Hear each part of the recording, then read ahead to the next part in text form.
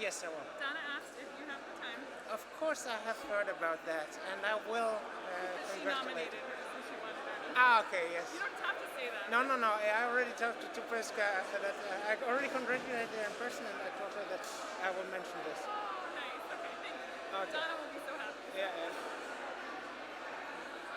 Ready? Good morning.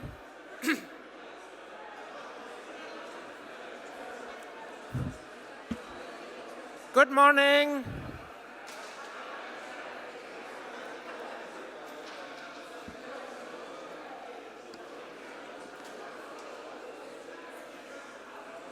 Good morning. Let's get going. Long day ahead of us. Please take a seat.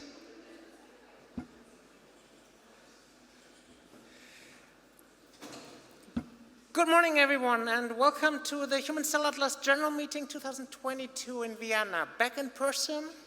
So thanks for all of you coming over, but also hybrid. Thank you, everyone who is watching us on the internet. We have a very interesting scientific program ahead of us. The meeting theme is building draft atlases, integrating across communities and maximizing impact. That's quite a lot for a 3-day meeting. Very roughly, we have day 1 on day 2, day 3 across these themes, but there's really a lot of crosstalk between these different topics.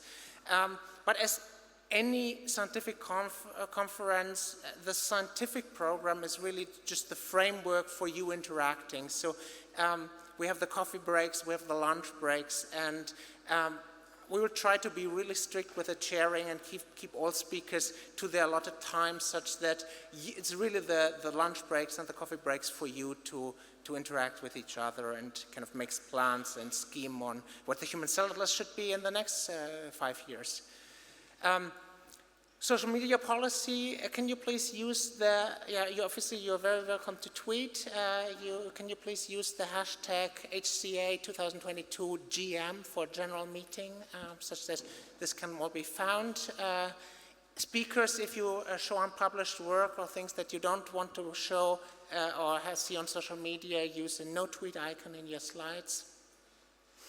Regarding internet, the Wi-Fi password is Vienna 2022 for the Wi-Fi of the same name. If everyone is logging into it, it might get slightly slow. If you realize it being slow and you're from the EU, just switch to 3G, 4G, whatever, 5G, and you will have very good kind of roaming data access here, which kind of takes pressure away from the Wi-Fi. But so far, it seems going well. We have the virtual conference infrastructure, in particular the conference website with the link that you can find here, that you can also find via the Human Cell Atlas website. There's also a dedicated conference app. We try to go paperless as much as possible, so there's no print program, but if you go to the General Meeting website and you scroll to the very bottom, there is an app that provides a convenient program. Just one reminder for the speakers, in addition to kind of strictly adhering to time, could they please 30 minutes ahead of the session come to the registration desk downstairs or straight to the IT at the back of the room and upload their slides. Obviously, for remote participants, that works differently, but we have a system in place for those as well. Then, as like in any meeting in these days, I have to say a few things about COVID.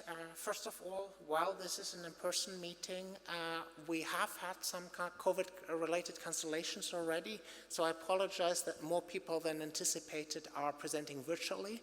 I still think it's very important to have many speakers here in person, also for the interactions, but we've had, I think already 5 cancellations from speakers who had to switch to virtual. So that is a bit of a problem of these times, but I'm sure we can manage. We have a robust virtual infrastructure. We can project in the virtual speakers so we don't lose them. It just means they cannot join the coffee breaks. We suggest that you wear masks, because if you just take the numbers and the places you've all been traveling from, some people will be positive in this audience or will get positive over the next few days. So if you have an FFP2 mask, you might just want to wear it.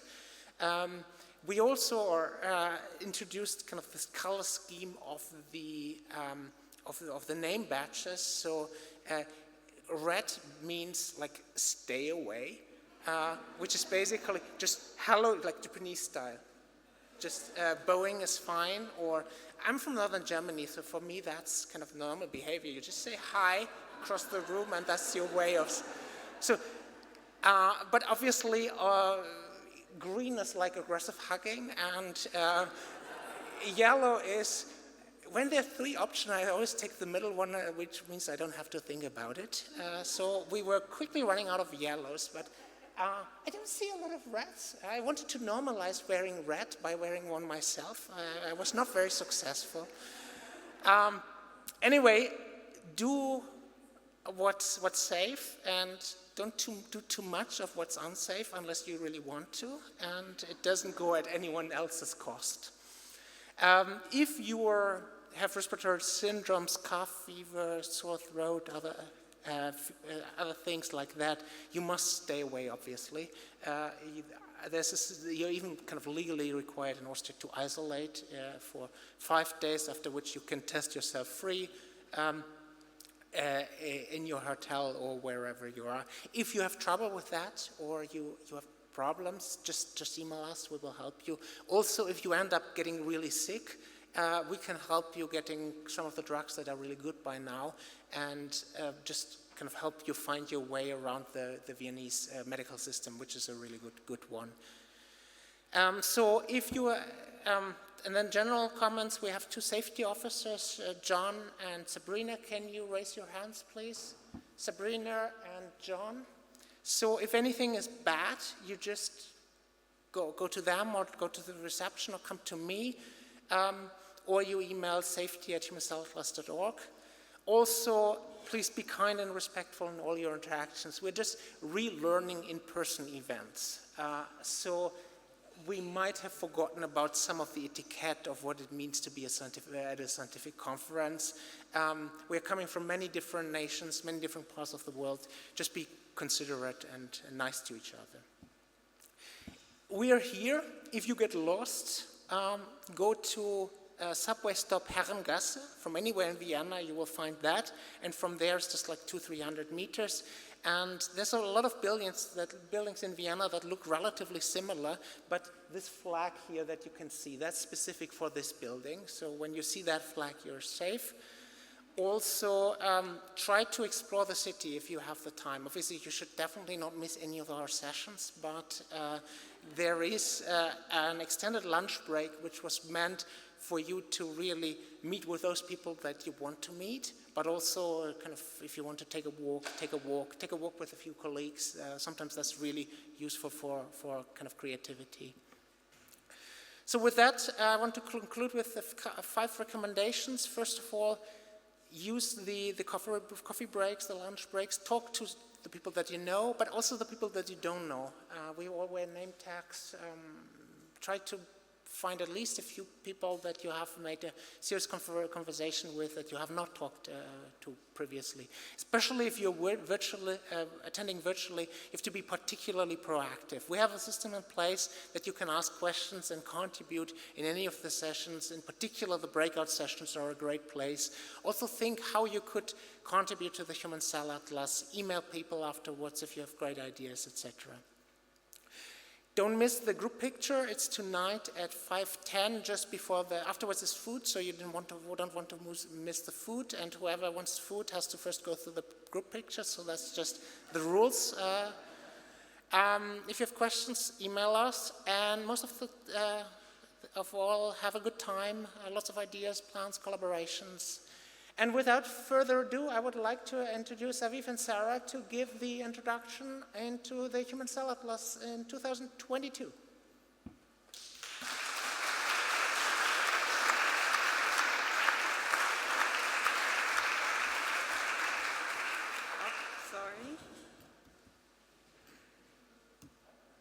decided to go into screensaver mode.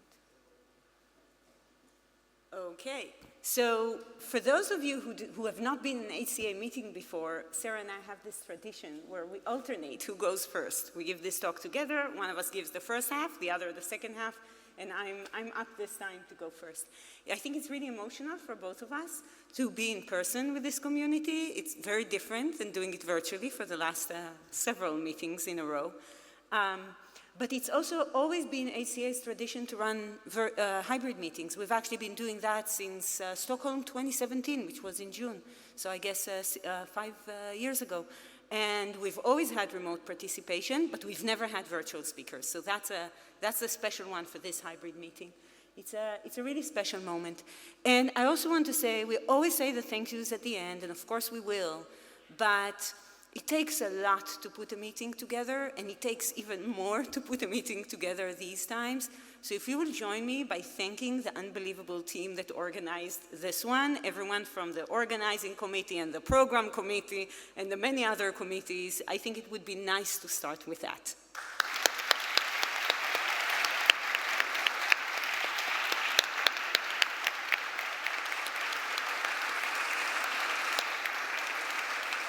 Okay. So with that, I think you all know that we're here together because we're building a comprehensive reference map of the types and properties of all human cells. And we'll get later in the talk also for some of the impact that this map is having in our understanding in health and disease. We sometimes call the Human Cell Atlas a periodic table of our cells. It's not just a cool metaphor, although it is. It's also, I think, an aspirational goal of ours, not just to catalog the cells and know their properties by doing a lot of experimental measurements and afterwards analyses, but to reach some fundamental understanding of cells, such that maybe one day it would be possible to go back, derive the principles, and say, here's a cell type that should exist, even though we haven't measured it yet. The other thing that's special about HCA is that from its day one, it had a very clear set of principles and values. And the only thing you need to do in order to be a member of HCA is actually be willing to adhere to these principles and values. And so some of them are kind of obvious ones for a great scientific endeavor. We have to focus on our scientific excellence and our technological innovation and our computational innovation. We have to be somewhat flexible because science moves all the time.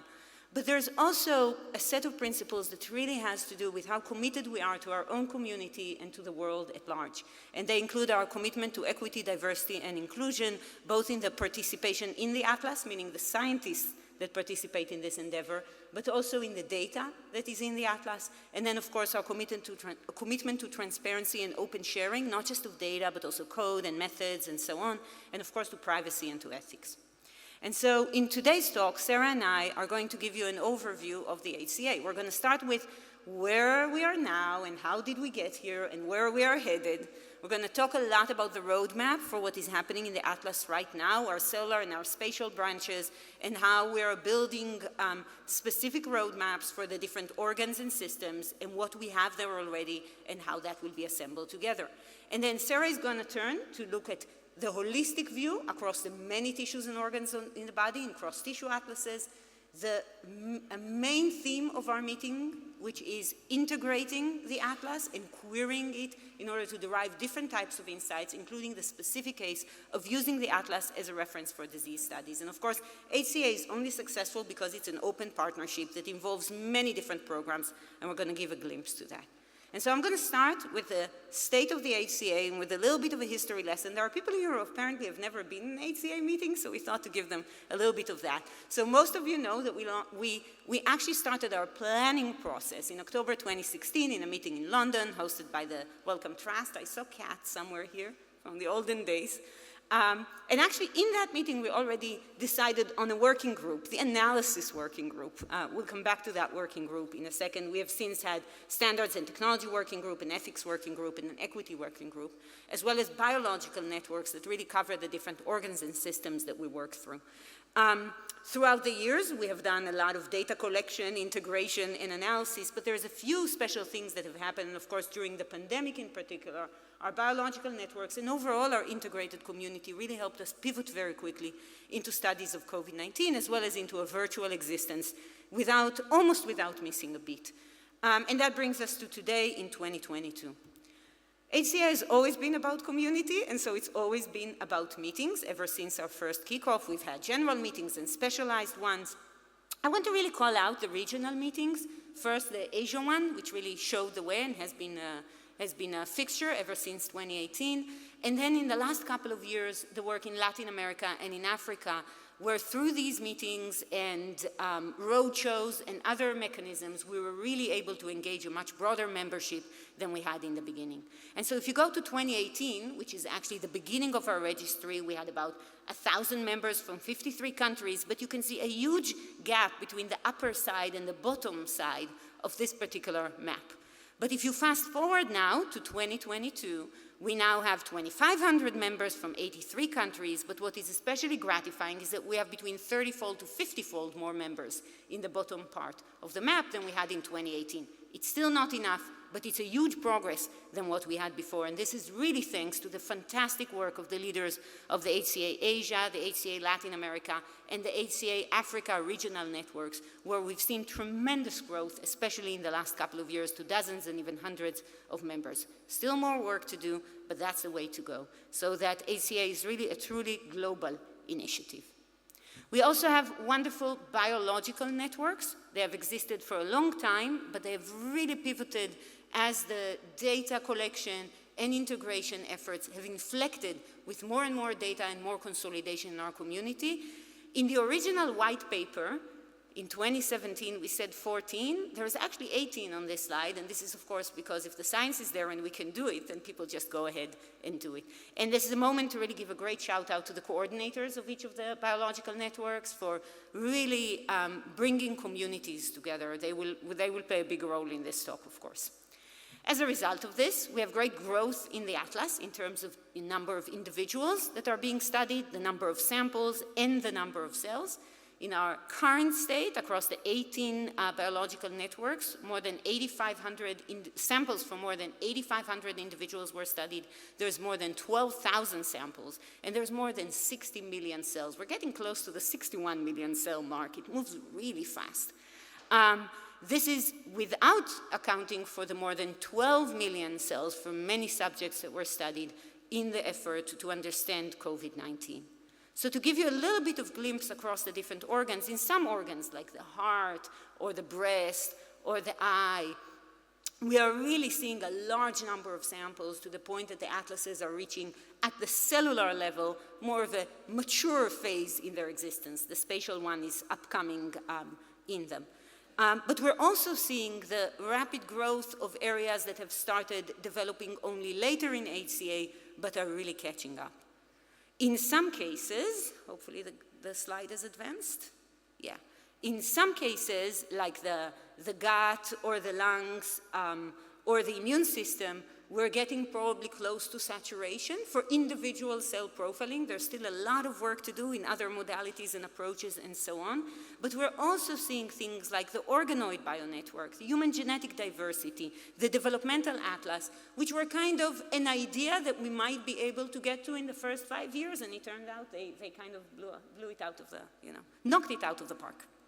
Now, this is, of course, all represented in publications. This is a video of all the HCA publications. I think there were 2 in 2018. There's going to be 106 by the time this animation stops running, and it actually takes so much time that I need to find something to say about it. But what is exciting is actually the diversity of studies, not just across biological systems and organs, but there are also lab method papers, computational method papers, perspectives, and roadmaps. And in the last few months, these cross-tissue atlases that Sarah is going to turn to. This is a good moment to remind people to submit their manuscript as an HCA publication. It's an extremely easy thing to do. You have to fill out a really simple web form. You want to remember to include this simple statement in your acknowledgement statement.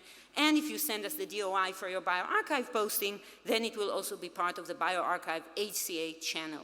It's nice to put your paper there because it is a way for us to acknowledge your contribution to the Human Cell Atlas, and it also helps your paper gain visibility, which is nice as well. In the last year or so, we saw, first in the context of the pandemic, the opportunity to coordinate publications across members for the HCA. So this really started with COVID.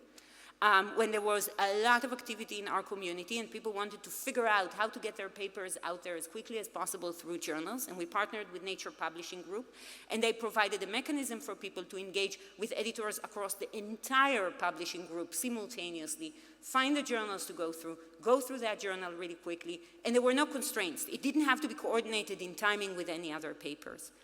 Then, as you saw recently this year, we had the cross-tissue atlases, another example of coordination across multiple groups and multiple studies that really helped us to quickly put something out there, and it got great visibility and great engagement from the scientific community. And so with this in mind, we wanted to offer a new opportunity to try and coordinate HCA publications, because so much is happening right now in terms of papers and research. We are going to run through you this very simple survey to get people's opinions and views on this idea. The survey may pay attention to your inbox. It might end up in your spam filter, and you can always email publications@humancellatlas.org if something doesn't show up and you want to understand what's going on. Because so much has been happening in HCA, we feel that now, close to our 5-year anniversary of the first one.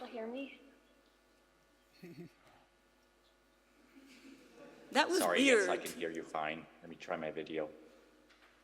Okay, that is even weirder. Great. Can you hear me okay? We can hear you so well that the entire conference is hearing you. I don't know. You might want to mute whoever it is. Does anyone recognize the voice? I don't. Okay. So we did feel it was a good time to update the white paper and receive live commentary on it. Part of it is because so much has happened in things that we already wrote about. And in fact, if you go back and read that white paper, it's a monstrosity with 100 and something pages. There's not going to be a quiz at the end of the meeting. But many of the things that we aspired to do, we actually ended up doing.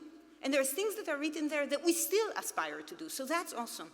But it's different to describe things that you've already done. It's never the same as you wrote on paper, and anyone who wrote a grant knows that. So it's an opportunity to update. In addition, we're going to have full roadmaps, these plans that describe what's been done and what is going to be done for each of the biological networks. You're going to see a little bit about them in a second. And we're going to have a lot of new sections for cell annotation, for the common coordinate framework, integrative analysis, how to query the atlas, data portals, the regional networks, and even communications. So we're targeting to complete exactly at the 5-year anniversary, so October 2022, and huge gratitude to the many, many people who agreed to contribute into individual teams that are writing the separate sections of these updated white paper. Okay. With this, I'll turn to the atlas itself. We are in what we call the first draft phase, where we're targeting most of the major tissues and systems. Our studies are more histological than whole organ level. We have both a cellular and a spatial branch. I'll talk about them in a second. Most of our focus is on healthy donors, but there is always some disease perspective as well, because you can't see all cells without the context of perturbation. Of course, the 2 genders, some geographic, ethnic, and age diversity, but not a full-fledged view, and then the full-fledged view will be in the full comprehensive atlas. This is actually from that original white paper, and it said that from day one we knew that we would have both a cellular, we also call it a nuclear branch sometimes, and a spatial branch. But in 2017 and 2016, single cell and single nucleus methods were already maturing really fast and getting heavily disseminated, whereas for spatial methods there were a lot of cool new innovations, but a lot of them were still just in the groups or individuals who developed them, and there was still a lot of development that was happening. That is, of course, changing very rapidly, and we're going to look at many of these exciting advances in the first plenary session. Now, the atlas is always run on technology, lab technology and computational technology, and it continues moving faster and better because of that. So here are some of the key innovations that we're seeing these days. First of all, sequencing. We do rely very heavily on sequencing, and in practice, single-cell genomics and spatial genomics and genomics overall mostly relied on Illumina sequencing. But what is exciting is that there is a set of technologies from multiple companies in particular that are coming online that might allow us to break through that barrier and reduce substantially the cost of sequencing. As less cost for sequencing means we can look at more cells, more individuals, more conditions, more, which is critical for the atlas. So this is one example from a company called Ultima that relies on mostly natural sequencing by synthesis and has already been demonstrated as successful for large-scale single-cell RNA-seq. Still on the topic of scale for single-cell genomics is the need for highly scaled single-cell profiling methods. And there is a multitude of them now that allow us, again, to go faster and better and bigger in our field. So this is one example from Christoph Bock, our nice host, and Paul Dattlinger, called Sci-Fi RNA-seq, but there's also methods from Jay Shenduri, there's methods from Jason Ponrostro, and from many other labs. And then finally, even in the original white paper, when these methods were in their very early infancy, we knew that other modalities are going to be critical. This atlas is not just about RNA. That's kind of useful to remember. And so there's other features in cells, and they matter too. They tell us things about mechanisms, about other timescales, about other facets of the cell identity. And when we put them together in multimodal measurements, we're also able to connect them in more mechanistic ways. And in the last couple of years, there's really been an explosion in how multi-omics can be. So you have dogma-seq, which is chromatin and RNA and protein. You have ASAP-seq, which is chromatin and mitochondrial DNA and protein. You have NEAT-seq, which is intranuclear proteins, chromatin, and gene expression in cells. And you have InSight-seq, which is protein and RNA. Ooh, we have another weird other conversation happening, in nuclei, so you can do it in frozen tissue, and I'm not doing justice to the field. This is as much as we could cram on one slide. At the same time, there's also been a real explosion on what can be done spatially, and there's two kinds of advances to really highlight here. The first one is that methods are getting disseminated. There's tools, and there's instruments, and there's reagents so that many can apply, and not just those who originally developed the method. And the second is, of course, that there's new methods which are even better and bigger and faster and more and higher resolution than the original ones. So just to highlight a few things from each perspective. If you think of imaging-based methods, then MERFISH is a wonderful technique, but now there's a MERScope that people can actually place in their lab and run experiments with. If you think of slide-based techniques, where RNA is captured on a slide, then we have ways of doing that now at higher resolution, including with commercial products. There's ways of doing this for DNA, and there's even very recently 2 new approaches to doing it at the host microbiome scale. There's approaches that look at proteins. There's approaches that do both imaging and profiling with sequencing, like the NanoString imager, and more and more and more. When there's a large plethora of approaches, it helps knowing how to think about them together. We need benchmarking and guidelines and advice, and this is what the Standards and Technology Working Group does, led by Holger Hein, Orit Rosenblatt-Rosen, and Jiawei Zhuang. And of course, when we have new data types, show up both great analysis opportunities and a lot of analysis challenges. So from the challenges side, you have to start thinking about image processing and segmentation and registration of spatial data and deconvolution and multimodal integration. But the real promise is in being able to ask new biological questions on how things are organized in space and the neighborhoods that cell form and so on, as well as get guidance for our experiments, for example, with power analysis. So again, a few glimpses into them. We are seeing advances in how to think about segmentation, segmentation-free methods. We're seeing ways of learning programs and features from spatial data. We'll hear from Barbara Engelhardt, for example, on some of them. And we're seeing ways of defining new features in space, like the ways that cells coordinate their expression programs, for example, with node-centric methods from Fabian Theis, or with ways to find regional programs like Taco from Ornitsan's lab. Now, computation is also what will put the 2 branches of the atlas together, the cellular branch and the spatial branch.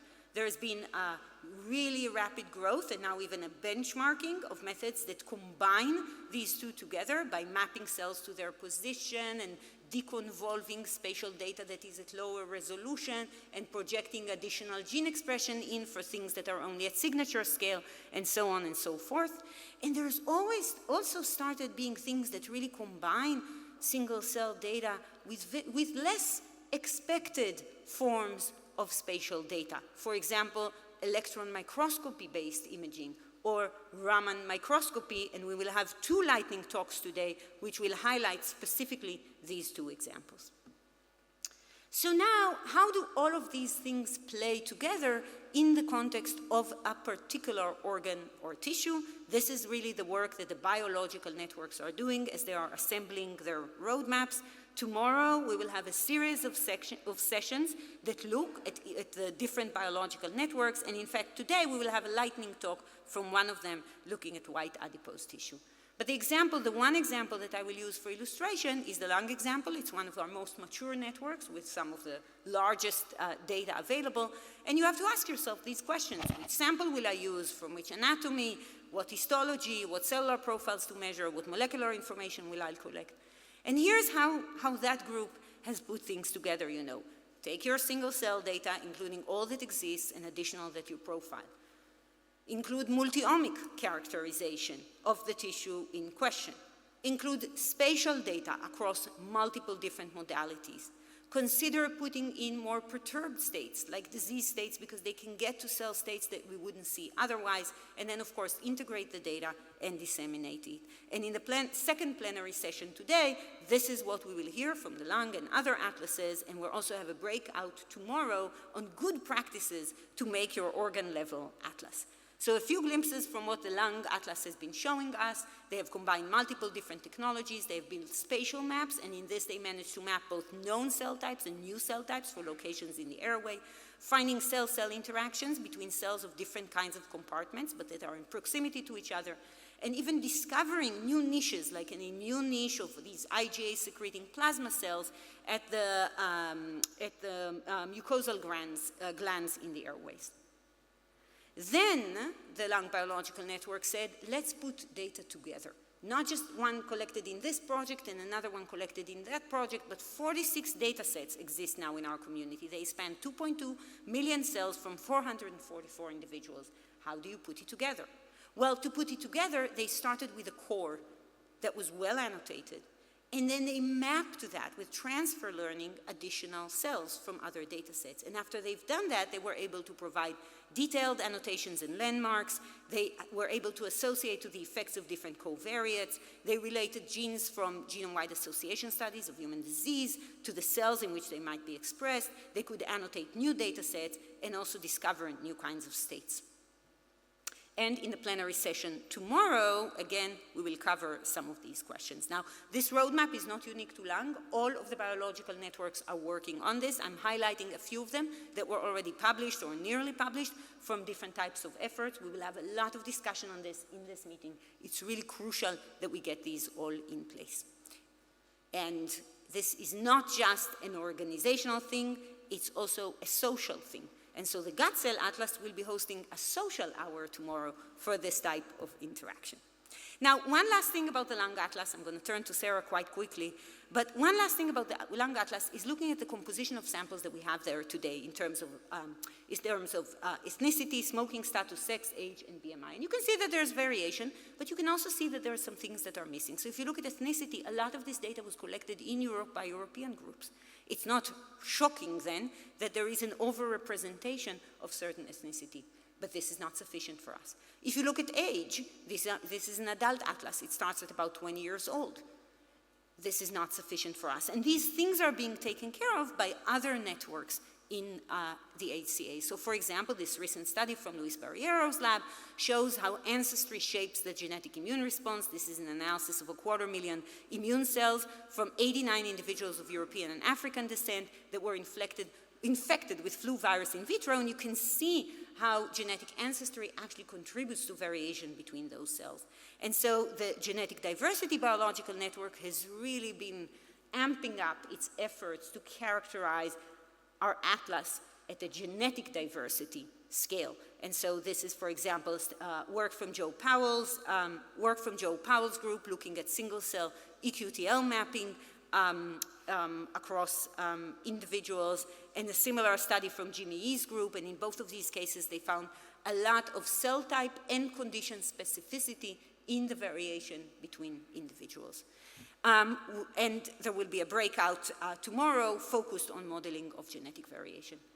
Now, with this in mind, and with support from CZI, there are now 16 subnetworks with the aim to generate healthy single-cell reference data from ancestrally diverse tissue samples, including African, Caribbean, Latin American, Asian, including specific parts of Asia, and specific parts of Africa, and doing this with an ancestry lens as well as with specific organ lenses like the eye or the heart and so on. And we will hear one example of these efforts in one of our lightning talks today. There's a similar effort for development in order to get to age diversity. Development poses a unique challenge in its own right because individuals are changing with their development, and there will be a dedicated HCA meeting in November 2022. Save the date, it's in Paris. Now, these kinds of efforts require a lot of work to do it right. Many of them involve, for example, vulnerable populations. And so we're very fortunate to have an ethics working group that focuses on this, that has developed an ethics toolkit and an ethics help desk, and is led by Partha Knuppers, Barbara Wald, and Roderick Guijo for several years now, and has really made sure that we stand on a firm ethical foundation. And by the same token, our equity working group, led by Musa Mlanga, Partha Majumdar, and Alex Shalek, which is committed to promoting diversity and inclusion in the Human Cell Atlas, both in the scientists that provide the science, in the data that we have, and in the way that it needs to impact communities across the world. We have made firm commitments to diversity and inclusion, and we're working hard to fulfill all of them. With this, I will turn to Sarah. Thank you, Aviv. To move us from organs to across the body. Absolutely. So we're at a very special juncture in the human cells at the moment, in the sense that we are at the point where we have such a volume of data across a diversity of tissues that we can really think about assembling the atlas, both in a cross-tissue sense and also in a focused biological network and organ sense. So it's a very special time, and it's just such a delight to be here together with the community, and I hope we're really privileged to be in this at this point, and we should make full use of this at this meeting to connect. So already early cross-tissue atlases showed the promise of profiling cells across tissues in a single experiment with a single coherent experimental design, and basically the lessons that can be learned by comparing lineages across tissues in terms of which cells have conserved profiles and which cells have specific profiles across tissues. And you may have seen basically a few weeks ago a little mini bundle from the Human Cell Atlas community that had several multi-organ single cell atlas publications. One was the Tabula Sapiens from the BioHub, and I see Bob Jones is here, who was deeply involved, and I'm sure many others. And this had 25 organs from human donors, allowing a molecular characterization of more than 400 cell types. So we're already getting to the numbers of this fundamental unit of the cells, basically into the hundreds and probably even thousands if you take everything together.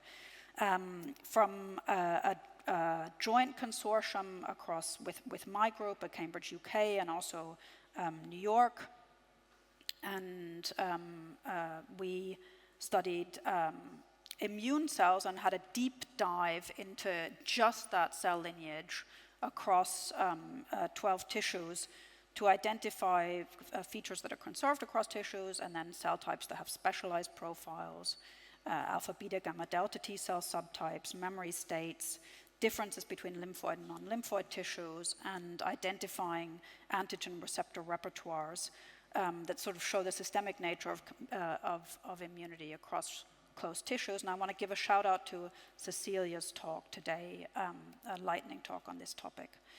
The third paper was a single nucleus atlas from Aviv and colleagues, a team studying frozen archive tissue, and of course that's really interesting also from the point of view of technically what level of preservation can we study, and that's becoming more and more flexible now kind of as the Human Cell Atlas technologies mature, and also revealed tissue-specific programs, cross-tissue conserved programs in the immune and stromal compartments.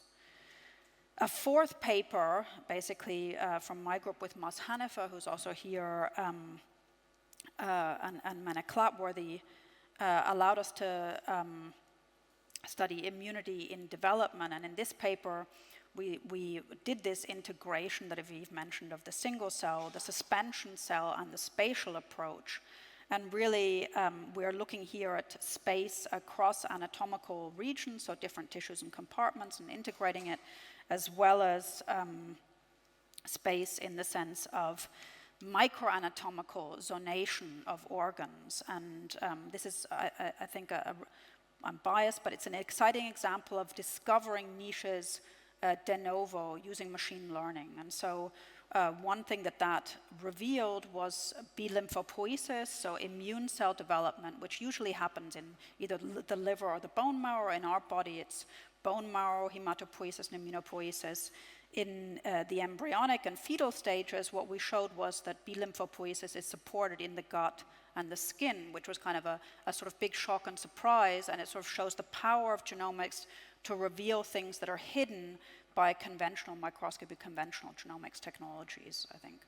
And so that's this sort of spatial era, I think, is going to be just incredibly exciting going forwards, especially in human development, which is really, to date, kind of pretty much of a black box. And we really look forward to meeting, focusing with that community and discussing ways forwards in Paris in November.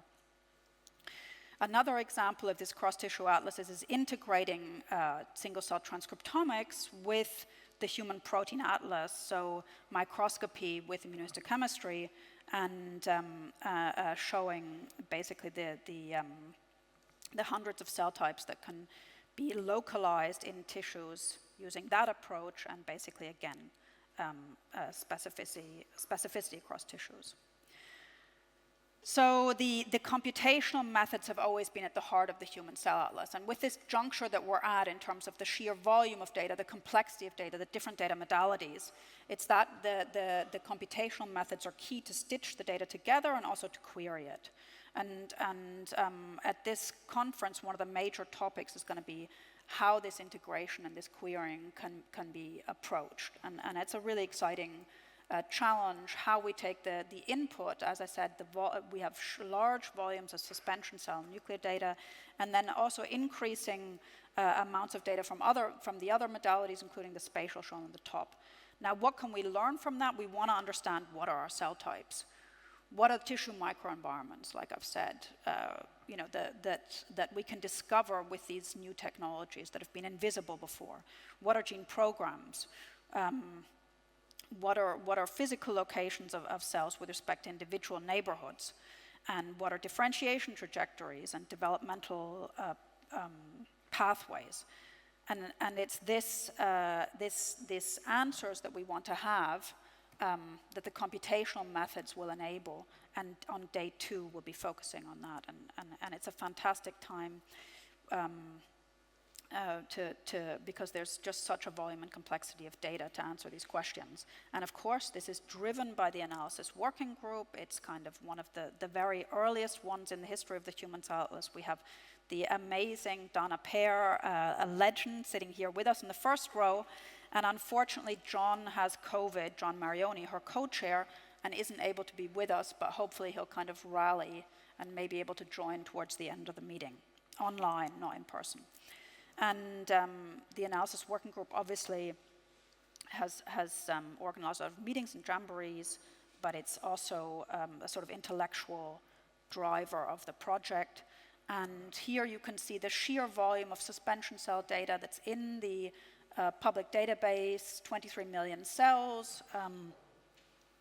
On day 2, we'll have a plenary session with opportunities and challenges. And in particular, what I really want to emphasize and what I want to encourage at this meeting is that conversation between the biological networks and the analysis working group, the computational community, to integrate the data. Aviv has talked about how advanced the lung is in that respect, and that's really thanks to the computational people engaging with the biological community to drive that assembly of the airways across upper and lower airways, so that we understand in an integrated way how the data fits together and what it's telling us.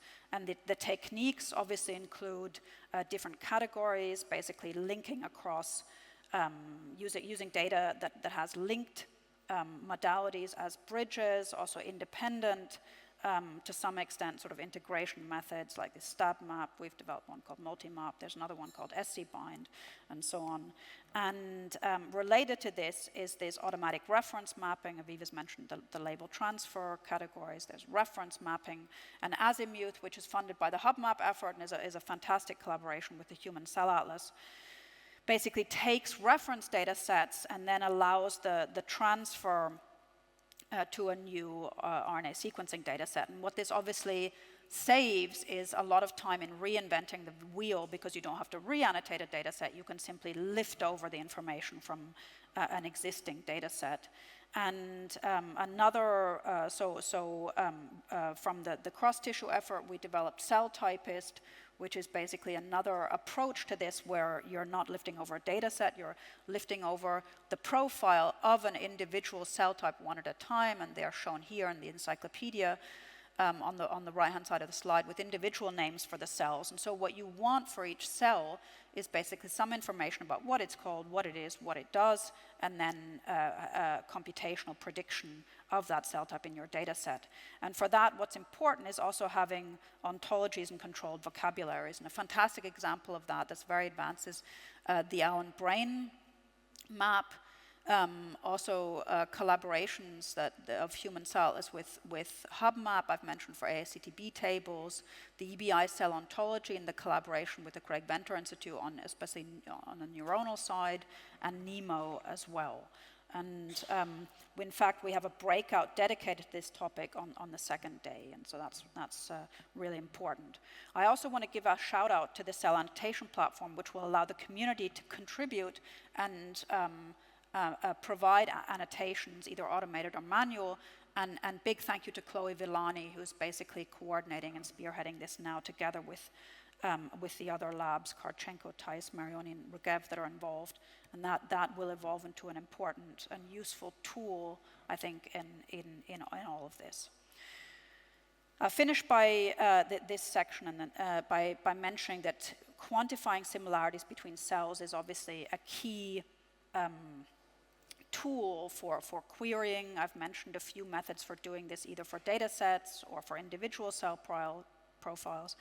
We'll have a talk on similarity for quantifying individual cell profiles trained on subsets, and an example is identifying fibrotic macrophages here, and Mark will dive into this in detail on the last day. Now, of course, I've mentioned, I hope I've transmitted the huge excitement that of discovery of cells, of microenvironments, of processes in the healthy body.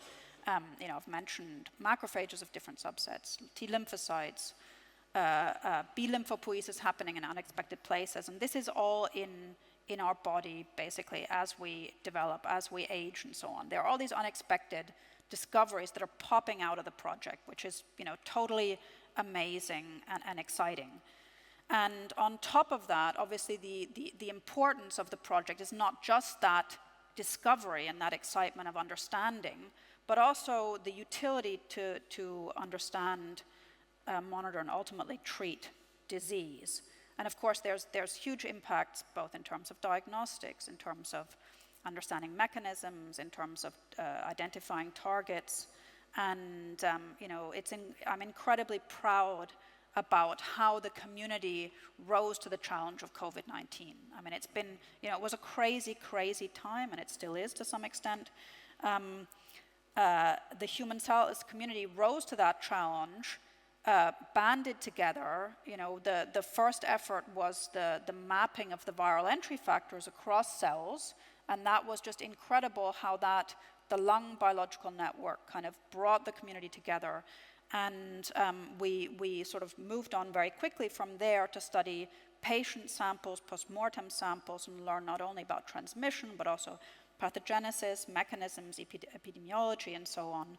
And the power of the Cell Atlas technology is to understand disease is really beautifully exemplified in the COVID-19 papers. And this was, of course, we wanted to publish all of this as quickly as possible, so we had this sequential bundle where these papers came out at Nature. And what we've learned is not only where the virus enters, but how the immune system responds, how the myeloid and lymphoid compartments respond, how they go awry in severe COVID with T effector to effector memory, killer T cell balance going off, plasma cells kind of diving down, the myeloid compartment going into overdrive, megakaryocyte progenitors and activated platelets potentially contributing to coagulation, and in a deep dive into severe disease, basically from members of the human cell atlas community, and then the amazing efforts to study post-mortem material, focusing on the lung, but also other organs, kidney, liver, heart, telling us about mechanisms in these end-stage cases where basically there's fibrosis and tissue injury as opposed to regeneration, and then also unexpected insights into other, not just the airways, but also the liver, basically in terms of endothelial cells, understanding the difference between the strains. So recently we showed that Omicron sits more in the upper airways, and as compared to the more severe Delta in the lower airways, showing the many other aspects of COVID-19, including the difference between pediatric and adult response. And of course, we've been very committed to sharing all of this data in portals, and it's had a big impact basically in terms of not just the results and its impact on public health policy, ultimately also diagnostics and treatments, but also in terms of the views from these portals and the data downloads. And so it's been an incredible journey, and it's a great illustration of how the human cell atlas can make an impact. And so the third day actually has a breakout on that topic. And of course, we've also contributed to non-COVID disease, so we mustn't lose sight of that. And inflammatory diseases is a great example. So the skin cell atlas, this is a paper from Mas Hanifeh's group showing the macrophage endothelial cell crosstalk happening in psoriasis and eczema. And the amazing thing is that it actually recalls some of the expression programs from skin development in embryonic and fetal stages that are actually happening in the angiogenesis and the vascular remodeling with macrophage crosstalk.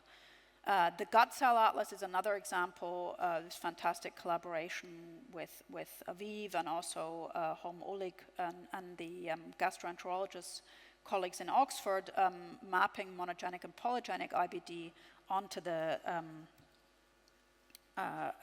cell types, the immune cell types specifically, and showing and back to basically the cross-tissue atlas, showing not just in the affected tissue, let's say the gut or the skin, but also in an unbiased way, mapping common complex disease associations across all tissues and revealing unexpected associations with, for instance, myocytes in myasthenia, and as well as, of course, rare disease, monogenic rare disease mapping in an unbiased way across tissues.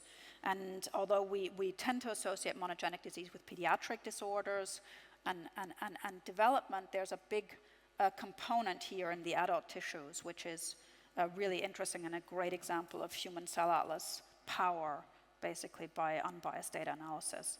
And here showing that the myocytes, the specific neuromuscular junction myocytes associated with congenital myasthenic syndromes.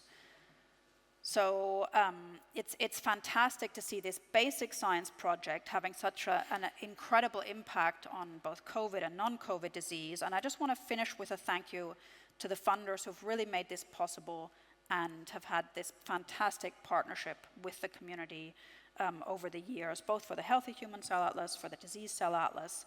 And we have a specific session basically on the last day for all of the 6 projects that were funded by the EU Horizon 2020 to study the different organ systems and disease.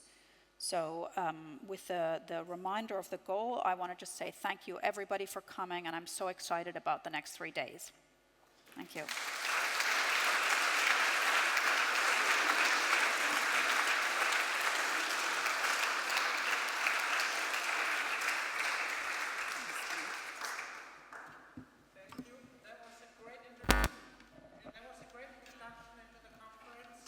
We will not have a dedicated Q&A session now because the whole conference is a Q&A session for this introductory talk, but we will go straight ahead with the first plenary session, which is aptly entitled Exciting Advances, and we will see 4 very exciting advances. The first talk will be by Prisca Liberali, who is at the Friedrich Miescher Institute in Basel and has just been awarded the EMBO Gold Medal. Congratulations, Prisca.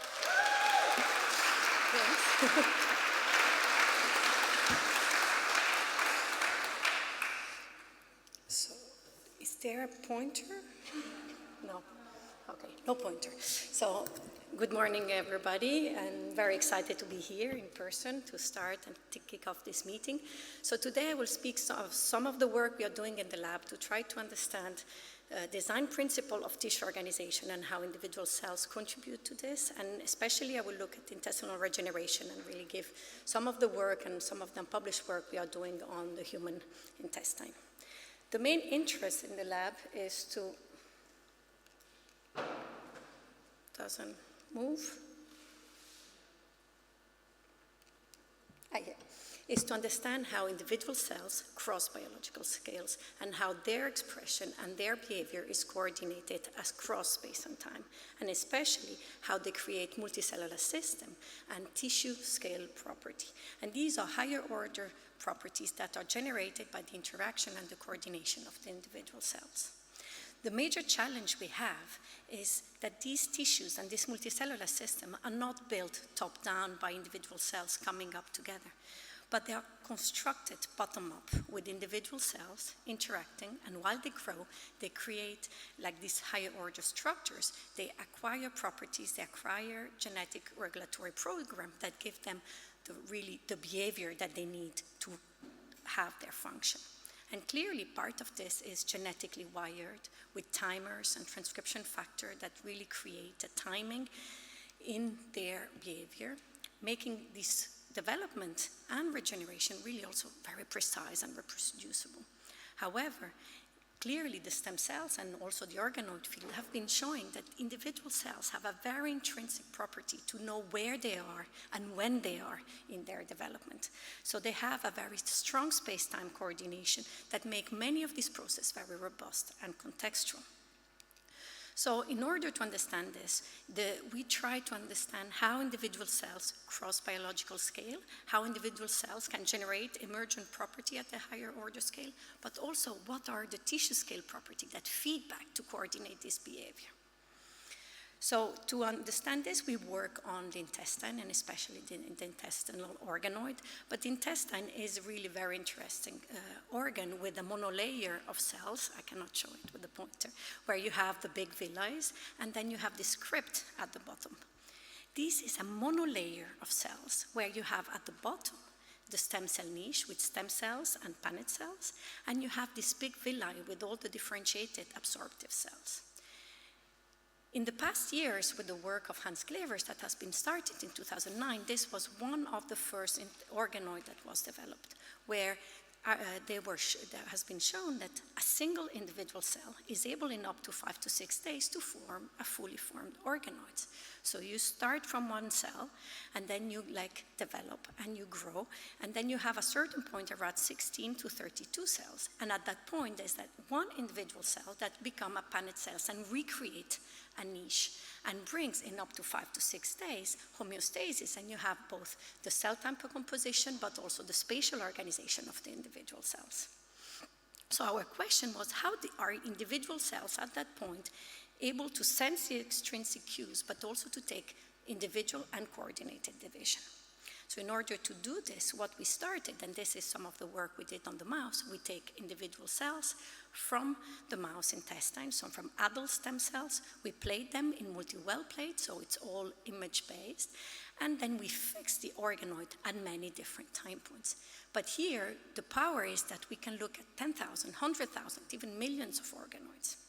The problem with imaging is always the throughput on the measurement we can have at every individual cells. And so for this, we use a multiplexing protocol that can be, that works with really antibodies that you can just buy directly. So you stain, you image them, and then you're able to destain. You just strip them out, and then you restart your process. Here you can see a 12-plex organoid staining, and then from every organoid, we do a 3D imaging. We segment different nuclei, different cells, and different organoids. So we have a multi-scale, both the organoid information and the single cells.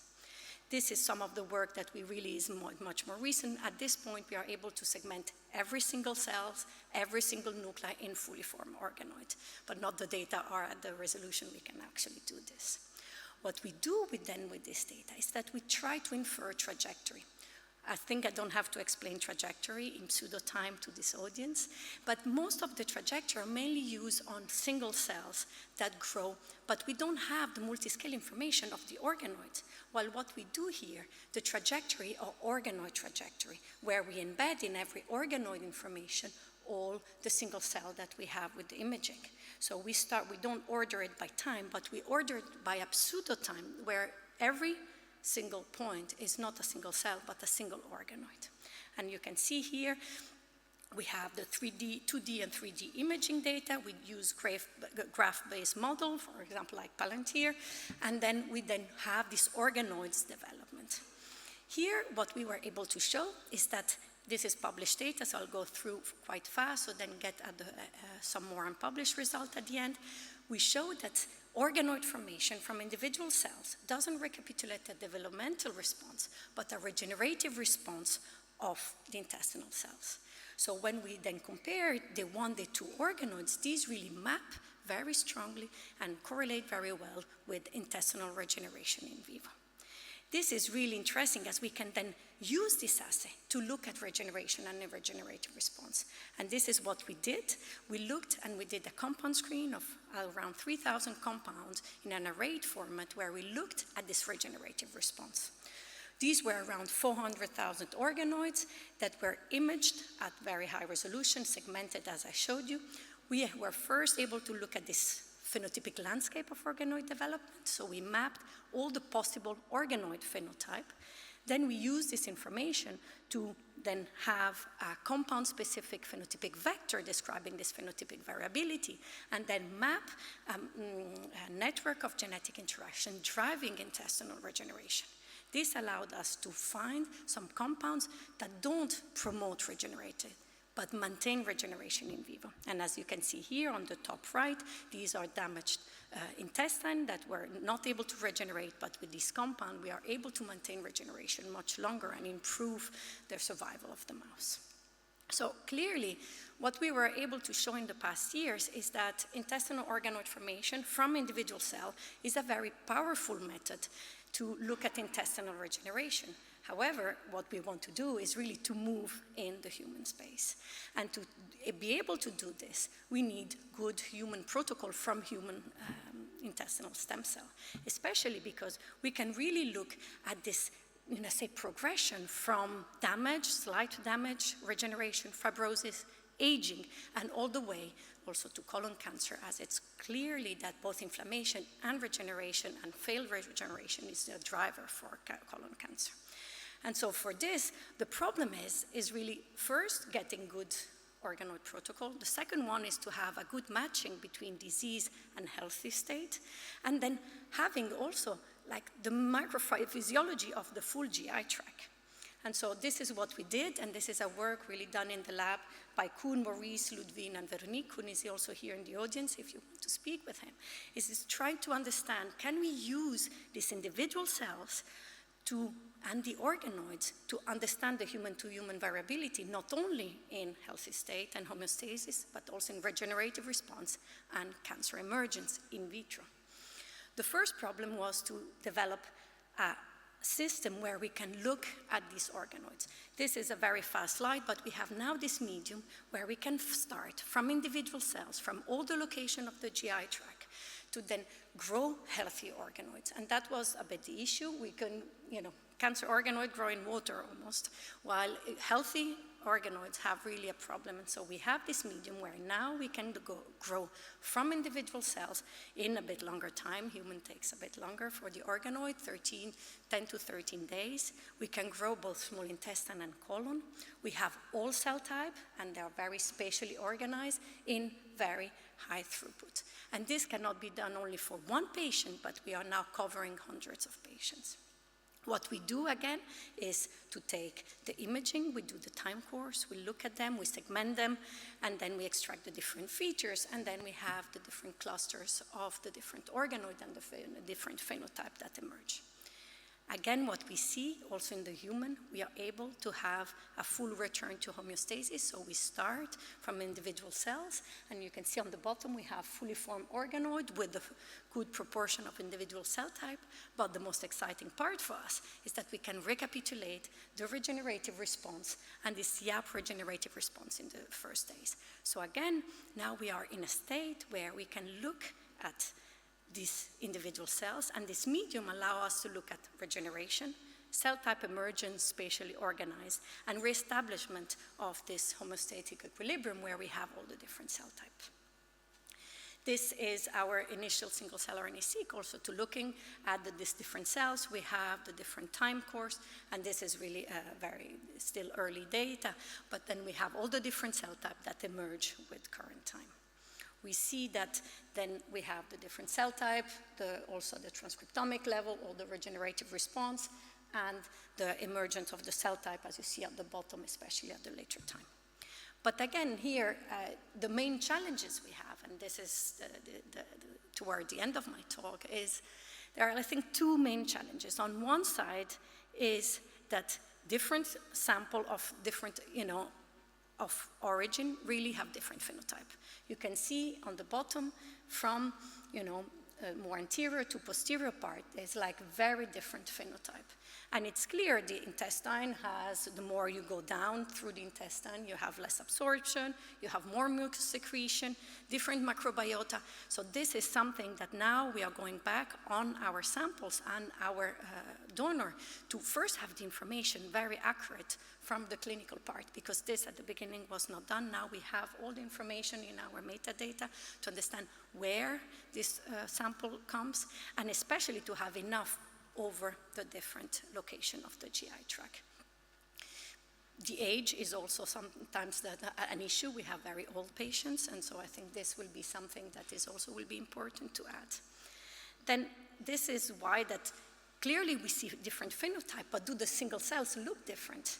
Do we have different expression of the cells, or is it just a spatial localization on a phenotypic at the tissue scale? So even here, I think will be very important to combine a single-cell RNA-seq approach and a multimodal approach with the imaging. The multimodal approach is done in part of the Horizon 2020 that Sarah was mentioning, and in collaboration with Christoph. And this will be a talk that you will see, I think, on Wednesday by Sabrina. But preliminary data we have now from 57 different patients, 800,000 organoid image over the time of their regenerative response and homeostasis. And this is combined with both a single-cell RNA-seq and a single-cell ATAC-seq from Christoph lab, and then we are taking 3 different locations during the intestine. Then the second major, I think, challenge is then to combine it with in vivo. We're starting, and so all these samples are taken, and then we have exactly a biopsy of the same location, and so we'll now map most of the information we have from the in vitro organoid to the in vivo part. And I think this will be very important, as we need to start understanding much more clearly what are the organoids recapitulating and where we can use them for. And I think this comparison, also part of the Horizon 2020, will be very important. And so with these 2 main challenges, I think my conclusion will just be this one. this is what we can use the organoid for. Clearly we have challenges, clearly we need to understand what they're doing, but we can look at individual cells growing. We can look at their regenerative response. We can look at the dynamics of the individual cells. And this is our light sheet of organoid growing for 13 to 15 days. You can see them, they grow, their dynamics on individual cells, how they coordinate, and as you can see, some even start migrating and have the functionality of migrating cells on top of the villi. So I think this is to bring you to the end. We are at the point where we can start looking at dynamics of intestinal regeneration, especially the epithelium, the dynamics, and how these individual cells grow. We can fix this organoid at a later time point and track them back and see how this lineage are emerging and how they are established with their dynamics. And with this, I would like to thank the full lab, especially Maurice and Koen that have been the driving force of the Human Project, all the lab, all the collaboration, and also you for your attention.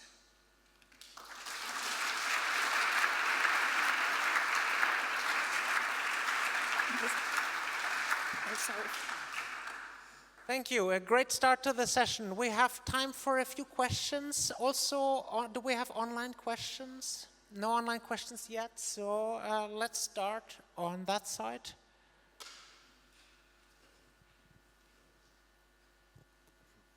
Thank you. Really nice talk.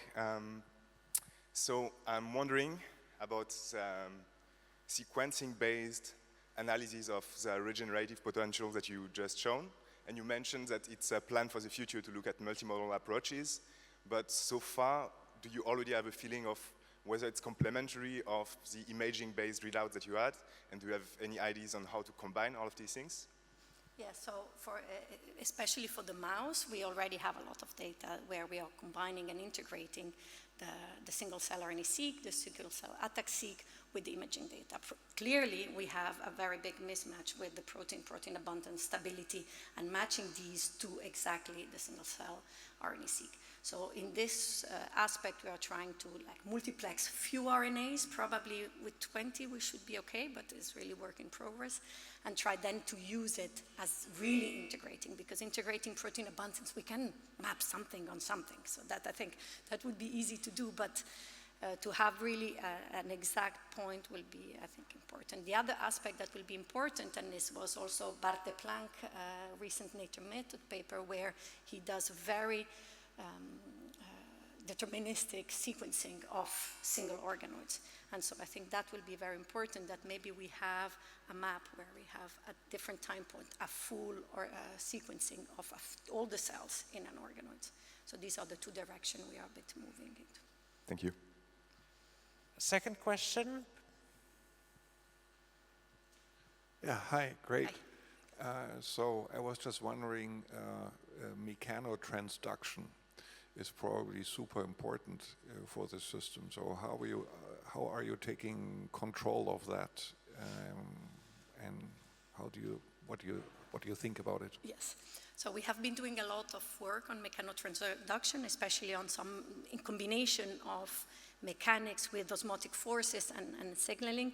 And so we have been, for example, seeing that the relocalization of some component of the myosin component are important for the crypt formation especially.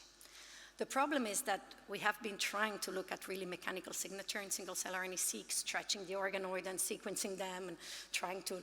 The problem is that these are really not very specific response, and they have completely different timescales. So it's very hard to get a mechanical signature, an accurate mechanical signature from single-cell RNA-seq data. Still work in progress, and I think that will be interesting. We are trying to create different reporters, especially maybe from the single-cell ATAC-seq that might be maybe mechanical responsive answers. And I think this combining with the light sheet would be very good, because the problem, these are very completely different timescales. And this is the major problem we have, especially for the early time of organoid formation. We are integrating mechanics that has the minute timescale, signaling that is more maybe the tens of minutes, metabolic that is almost in the cell cycles timescales. So I think that is our major challenge right now, try to integrate not only spatial scale but temporal scales. Thank you. For time reasons, we have to move on. For the locals, there's the coffee break, but also the virtual attendees. If you have questions, don't be shy to email our speakers afterwards. We really want to encourage this discussion. So the second speaker is the first remote of the session, is the first remote speaker, Jay Shendary from the University of Washington in Seattle. Jay, can you hear me? Hi everyone, delighted to be here and to have a chance to tell you about some of our recent work on new approaches for molecular recording and how they might be applied. So the North Star for what I'm going to tell you about is John Sulston and colleagues' heroic methodical reconstruction of the complete embryonic lineage of C. elegans, a painstaking achievement now on the order of 40 years ago. And despite the amount of time that has passed, we still lack anything approaching an equivalent comprehensive representation for more complex model organisms, including but not limited to the mouse. And the differences here are considerable, to say the least, and include the fact that the mouse is obviously much more challenging to visualize during its development, does not develop the same way every time, and is roughly 10 million-fold more complex in terms of the number of cells in the adult organism. And so, to approach this, our sort of initial forays, largely in collaboration with Cole Trapnell and really initiated by Junyu Cao and Malte Spielmann, have involved the large-scale application of single-cell combinatorial indexing methods to series of embryos that derive from tightly staged intervals across mouse development, culminating eventually in everything from the zygote to the pup. And this is just a snapshot of some data from a few years ago.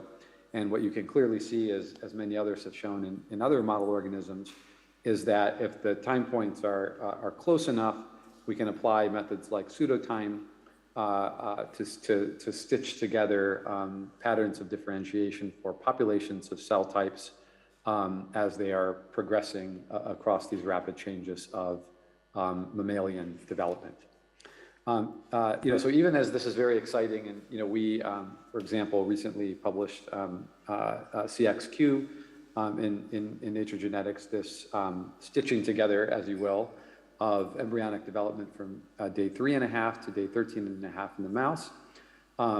This is fundamentally a pseudo-tree. It's not a lineage tree. And so this is not equivalent to the vision that I started with.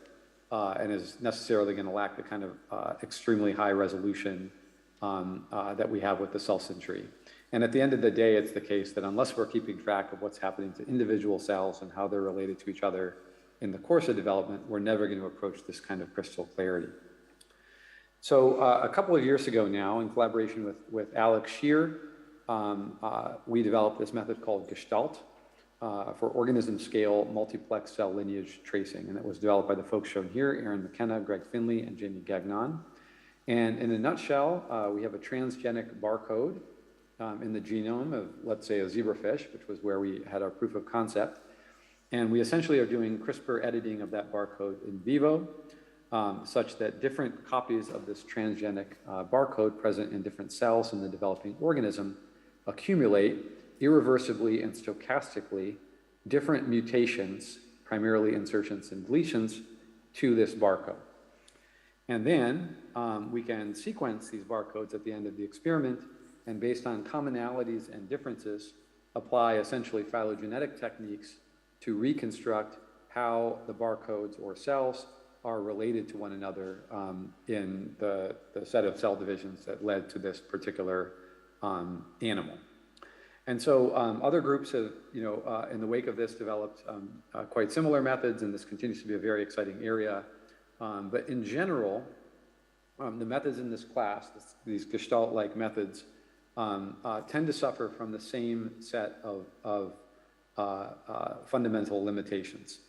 And so I'll just briefly summarize these here. So one is that the edits are by and large unordered. So you can't intrinsically tell from looking at one barcode which edit happened first. And that, of course, complicates phylogenetic reconstruction.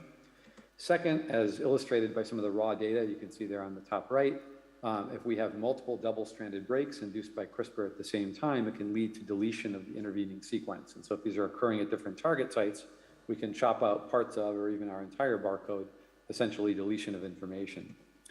Thirdly, as you can see illustrated here, you can get exhaustion of your target site. So if you want a high resolution lineage, you need a lot of editing of the barcode, but then you exhaust the barcode, and so you can only capture relationships for a tight window of time.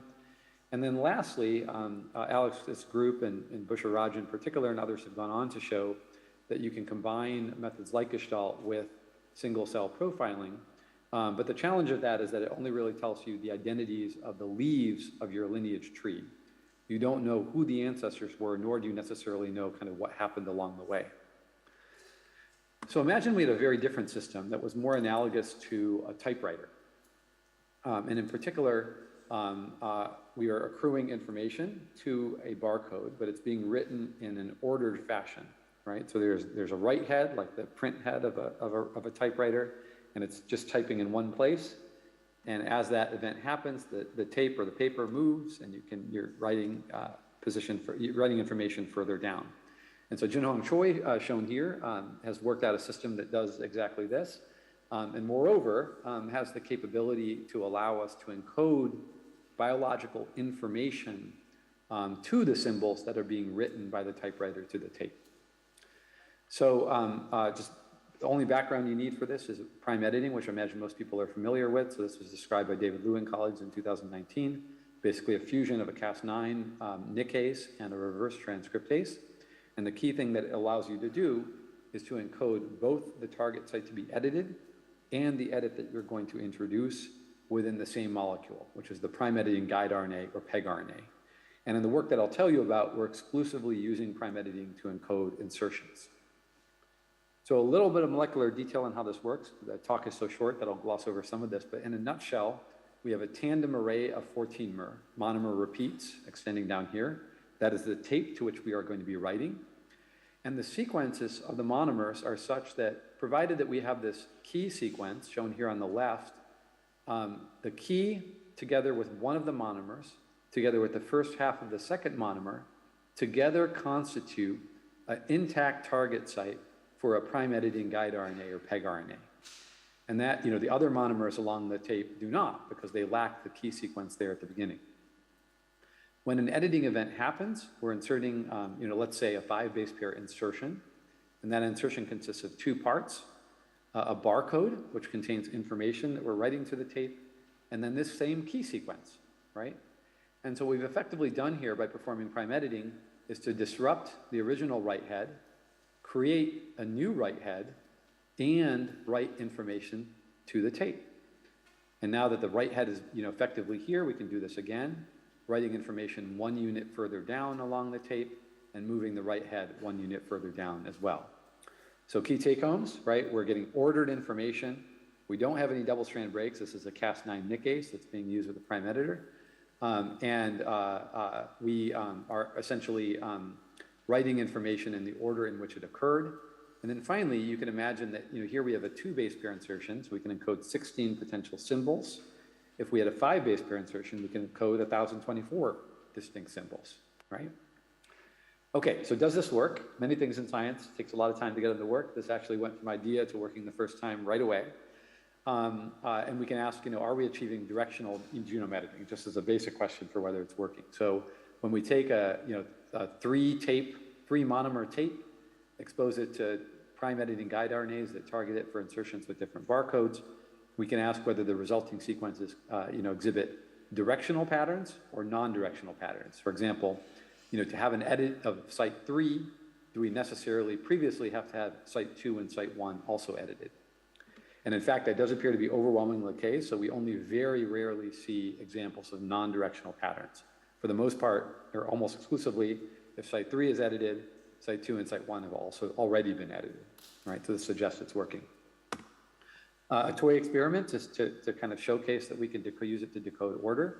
So imagine that so Choi did an experiment where he basically transfected a cell line with 16 rounds of basically a PEG RNA that encoded a 2 base pair insertion to the tape, right? So there's 16 possible insertions. There are 16 factorial or 21 trillion possible orderings. He picked one of these, did the experiment. This is in a population of cells, recovered the sequencing reads, and then sought to ask whether he could reconstruct the order. Short answer, we actually don't even need long tape to do this. We can just take, look at the ensemble of orderings that we get for pairwise combinations of dinucleotides and figure out, for example, whether TC comes before or after GA. And by essentially, we see it overwhelmingly, we see TC before GA, so we know that it was transfected first. If we do this on every possible ordering of pairwise combination of dinucleotides, we can basically reconstruct the whole thing. Very quickly, some other fun examples. We've also been able to show that we can encode text messages, so basically creating a three base pair barcode that encodes the 64 possible letters, and then using both the identities of the trimer, the ordering of transfections, as well as the magnitude or concentration of the pegRNAs to encode, through several pulses, to encode messages like Mr. Watson, come here, and then to decode them based on the sequences. So we've done this for What Hath God Wrought, which was Morse's first telegram, and then just for fun, for a K-pop lyric from the group BTS. And in no case are we perfect in terms of the decoding, but we can do pretty well. Okay, so let's go on to lineage. So kind of the same thing as I showed before, except the key difference being now we're essentially capturing information in order along these tapes. So imagine an experiment in which we have a monoclonal cell line. We have many of these tapes integrated to its genome, along with many pegRNAs, and that's the main thing you need to know. And then we expand this monoclonal cell line from 1 to 1 million cells while expressing all the components for the typewriter to be active. And when we do single cell sequencing on the resulting cells and recover the tape, we can essentially use the resulting information to build lineage trees, such as shown for roughly 24 cells here. Again, we have many tapes here that are all scattered throughout the genome, but they're recording information in order. And relative to what we were doing with Gestalt, this makes lineage reconstruction quite trivial. And here, in fact, is now looking at several thousand cells from that same experiment. You can see the kinds of trees that we can build. And this is early days, but I think this is putting us on a pretty good trajectory for some really big trees. Some key points, in contrast with Gestalt, we are not exhausting the recording media. So despite the fact that we're operating over 25 days, so longer than the gestation of a mouse, site 1 is almost saturated, but site 5 in these barcodes that these tapes that are scattered throughout the genome is not exhausted. So that's good. We could potentially keep recording longer. And then also, if you look at the number of edits that accrue per cell, it roughly, we're getting about 40 edits per cell, but it follows roughly a Poisson distribution with the mean equaling the variance. And so this suggests kind of a time-dependent process of hopefully where the number of edits that are accruing is proportional to the amount of time that has passed, which may allow us to date events that happened during development. And we're getting right now roughly 2 edits per cell division in this experiment.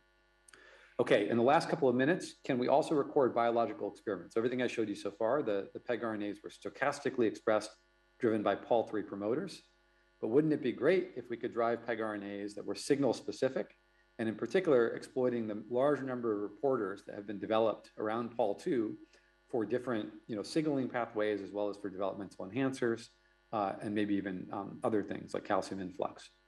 And so Will Chen, who just graduated, did some really terrific work on this approach called NGRAM, the system for biological signal recording, in which he's able to basically, for reasons of time, I won't go through this in detail, but the key point is that we can use Pol2-based conventional reporters, which are available for many things, to drive the activity of a pegRNA encoding a signal-specific insertion. And we have applied this NGRAM system to build recorders that are functional for NF-kappa B and for Wnt. And when I say functional, it means that the amount of recording to DNA that we get is proportional to the amount of Wnt signaling or NF-kappa B signaling or concentrations of agonists. Not only concentration, but also duration. So the overall amount of recording that we get is a combined function of the level of agonists and the amount of exposure. And the great thing is that we can multiplex this, right? So because every pegRNA is specific for a different biological signal, we can essentially have many of these recorders, these NGRAM recorders, operating at the same time within a population of cells. We can also, analogous to a massively parallel reporter assay, we can also record enhancer activity to genomic DNA, again, in a highly multiplex fashion with results that are very consistent, reasonably consistent with conventional MPRAs. So where we're headed is a molecular flight recorder locus for development, where we use some combination of stochastic Pol2 signals Pol3 signals that give you a lineage tree, and specific signals that allow you to effectively decorate that tree, all competing to write to the same tape. And once this all plays out, we have kind of a decorated view of a cell lineage history. And so take-home message, we can record the history of an organism to its genome, thereby phenotyping not only in the present, but also in the past. And we're very excited about this. So thanks for your attention and for listening.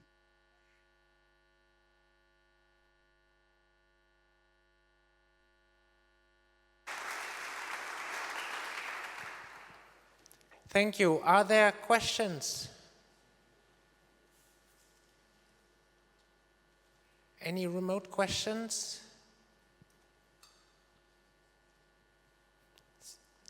Can all speakers please, before they ask their question, briefly say their name and their institution such that people would know? Sarah Teichmann, Wellcome Sanger Institute, University of Cambridge. Fantastic talk, Jay. Thank you so much. I was wondering for the mouse, basically whether you can compute sort of the concordance between the unbiased lineage tracing and the conventional wisdom about, for instance, hematopoiesis, the early lineages, endoderm, ectoderm, mesoderm, and so on, and also whether you can go all the way back to the sort of early cell divisions as temporally. And yeah, so I should emphasize, what I've shown so far is all in cell lines, right? So we haven't actually done the mouse yet, but we're starting to think about exactly those questions and how we would make alignments to existing knowledge and things like that. So I think these are all, I think there's a whole field of work here that needs to be done on how to actually do this kind of developmental phylogenetics and this kind of data once we have more of it. I do think, kind of precisely for maybe the point you were getting at, if we didn't have the decorations, if we weren't actually capturing information along the way about signaling pathways, et cetera, or enhancer activity, I think it'd be very hard to pin the kinds of lineages that we anticipate getting back to existing knowledge, right? But if we have that information along with the transcriptional states of kind of the leaves of the tree, I think that's going to be a much more straightforward exercise, although I'm sure there will be challenges. I hope that kind of answers the question, so the Sarah. signaling, so then just a follow-up question, if I may. So how does the signaling kind of enhance the second tier? Is that just by popping in kind of additional tracer? Yeah. So the lineage-specific symbols are Pol3 driven and are stochastic, right? So, if we've got 5 base pair insertion, we could have as many as 1,024 distinct symbols, right? So it's all how many PEG RNAs you can encode effectively, right? So some number of those could be devoted to more of a stochastic kind of recording. And to the extent you can build and implement concurrently reporters for different signal transduction cascades and or specific developmental enhancers, those would each be encoding specific insertion sequences that would kind of add on to the tape as well. Got it. Great. Thank you, Jay. Quick final question.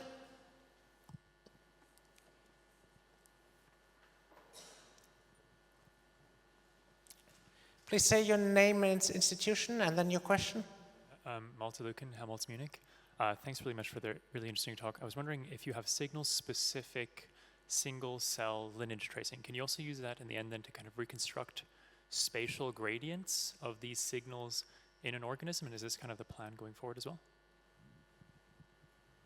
In principle, yes. If for example, and we're getting single cell profiles, right? So if one were simply recovering the same thing, but in the context of any number of spatial transcriptomic technologies, in principle, again, this is all in principle, a lot of work to be done between here and there, but that should give you some record, right, of relative signaling activity in kind of a time or history resolved way, right? That's the idea.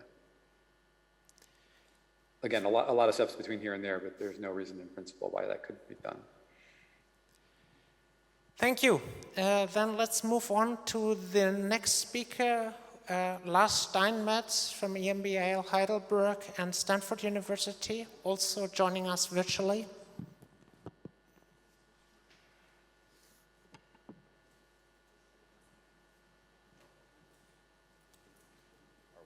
Today, I'd like to tell you about a new technology that we've developed that enables us to do high throughput cellular phenotyping, while our technologies have advanced greatly to generate large-scale perturbations, for example, in single cells at scale, or to do transcriptional measurements across individual cells at scale in cell atlas studies. Our ability to isolate particular cells that have interesting morphological phenotypes, such as subcellular resolution of protein localization, has lagged behind. Technologies to date that enable us to characterize individual cellular phenotypes include microscopy, which of course enables us to get high resolution subcellular phenotypes. It is limited in its ability to isolate particular cells of interest. FACS, on the other hand, enables us to do high throughput cellular isolation through sorting based on overall fluorescence intensity, for example, of a marker, as well as forward and side scatter, but it doesn't enable us to sort cells based on subcellular phenotypes, as it doesn't have any imaging capabilities.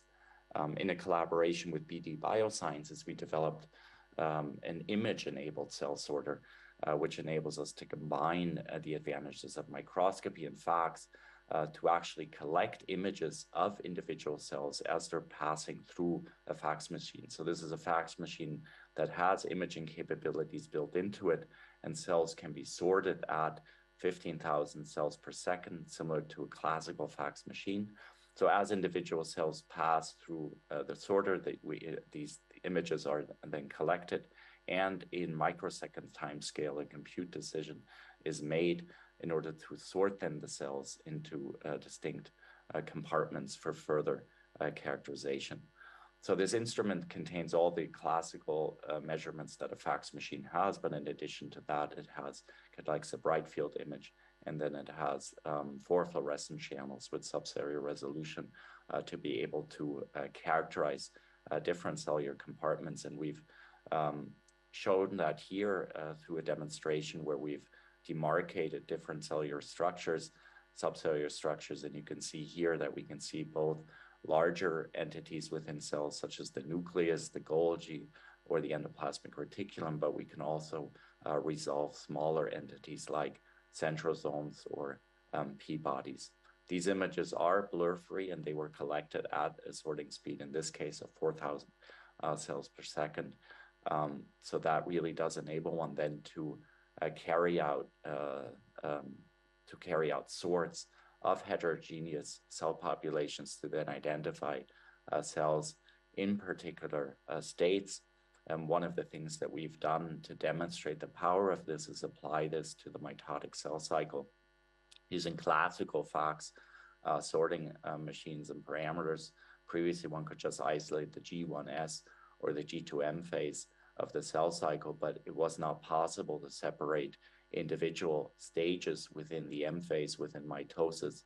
And so here we're showing that we can actually separate each of the individual stages, interphase, prometaphase, metaphase, and anaphase, and telophase, using a chromatin marker H2B coupled to a neon green in each of these cells. And we could train a machine learning algorithm to then distinguish each of these different stages and then to operate on the image-enabled cell sorter to generate pure populations of each of these states from a heterogeneous population. And you can see that on the right side, we've done microscopic then validation of each of these isolated cell populations, and we get up to 96% purity of these different states. The two phases that are hard to separate are prometaphase and metaphase, as we don't have a confocal microscope, so we don't get kind of three-dimensional images.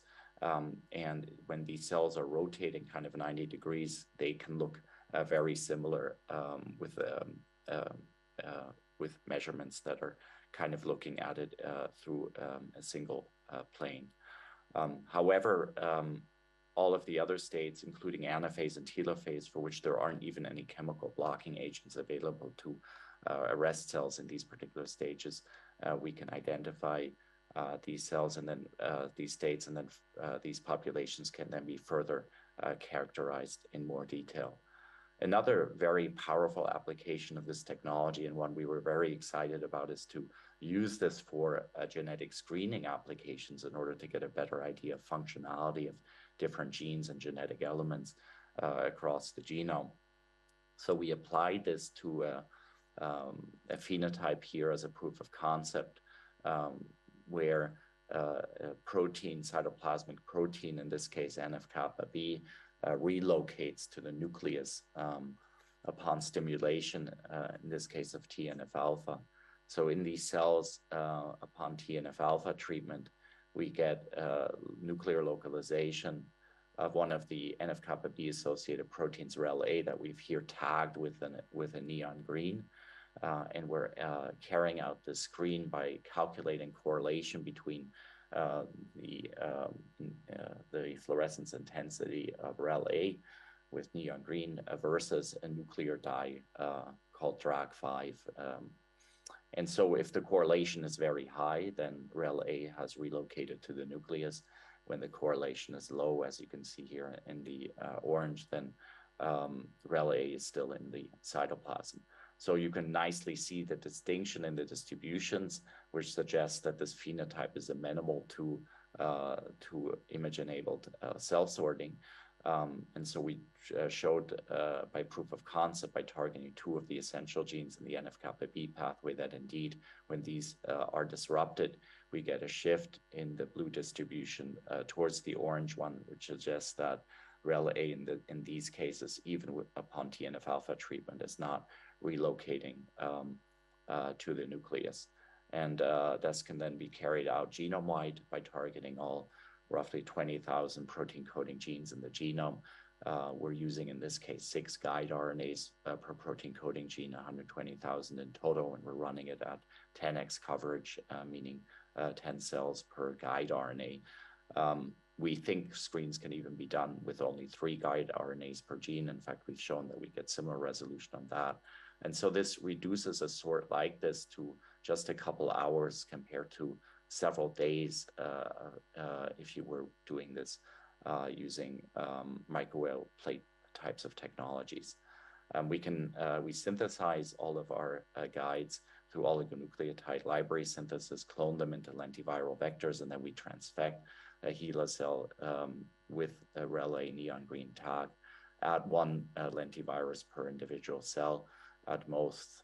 We then express the guide RNA, induce Cas9, and then we stimulate this population with TNF-alpha, and then ultimately we take the extremes. So we sort out the lower 5% and the upper 5% bin on the distribution from our image-enabled cell sorting technology. So the upper bin with high correlation, again, are ones where REL-A has located to the nucleus, and the lower ones are the ones where it's still in the cytoplasm. And so that then enables us to identify both factors that promote nuclear localization, which includes all of the known NF-kappa B pathway genes, except for 3 that were previously known to be redundant in this process. But in addition to that, we've also identified novel other hits among the 169 hits that we got out from this particular screen.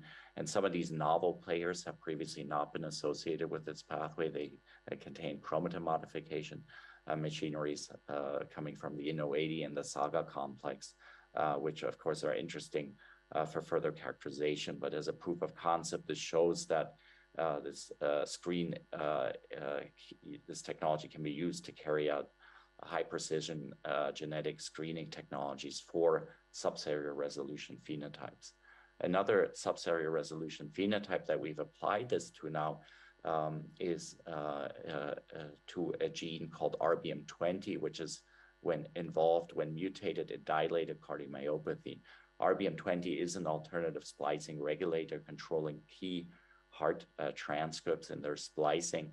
But when mutated, in particular with mutations that lie within a hotspot region, the RS domain in this protein, we get cytoplasmic localization. And you can see that very nicely here in the microscopic images, where in the wild type RBM20 localizes in splicing speckles in the nucleus, work that also Jay Shandur's lab has shown to occur.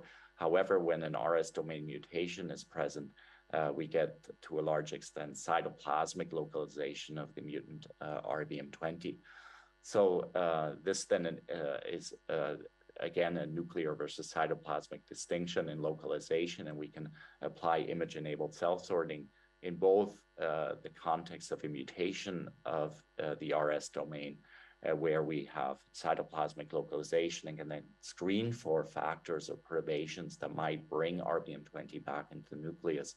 And likewise, we can run this screen also on a wild type RBM20 fused to GFP, which will be nuclear localized. And we can then identify factors that don't allow RBM20 to go into the nucleus when perturbed, and so identify potential players involved in RBM20 transport, both as a hope in these two strategies to get better glimpses in how we might be able to restore nuclear localization of this protein and thereby restore its function in splicing.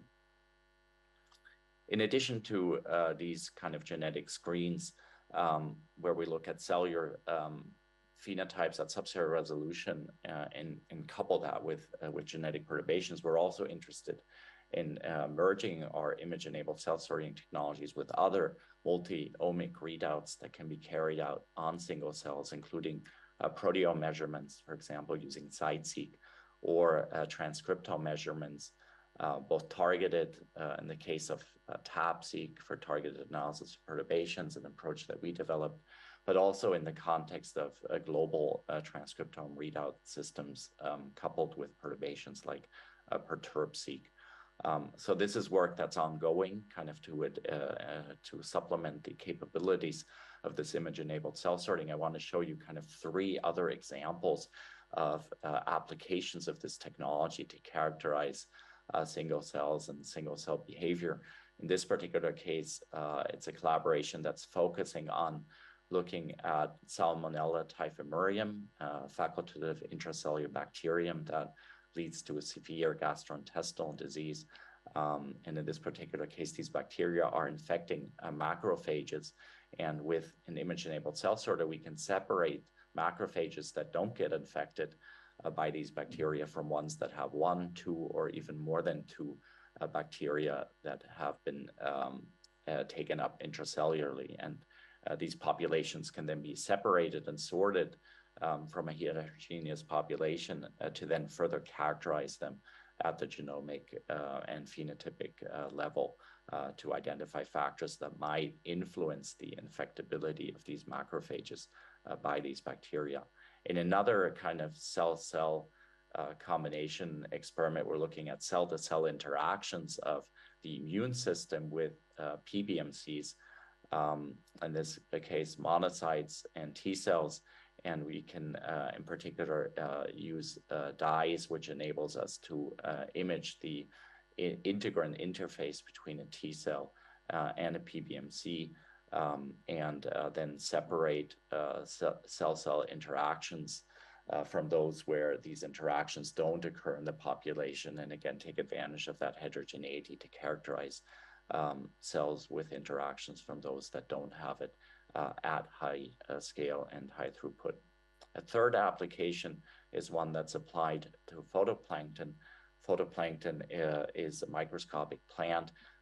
It accounts for 50% of oxygen production across the world, present in oceans. There are many, many different forms of phytoplankton that differ in cell size, cell shape, and also in their autofluorescence capabilities, which further adds an additional channel here for ICS to then separate mixed populations of phytoplankton that might be isolated from the wild to then generate homogeneous populations, which we can then again characterize using genomic and other phenotypic readout systems to get a better idea of kind of how these organisms differ And so many of these things have previously been kind of impossible to carry out at scale, but the image-enabled cell sorting technologies enables us to start to study some of these processes. So a lot of this work was done in collaboration with BD Biosciences and Eric Diebold in particular, Malte Paulsen at Embl, and Sarah Coylan-Herring. And with that, I'd be happy to take any questions, and thanks for your attention.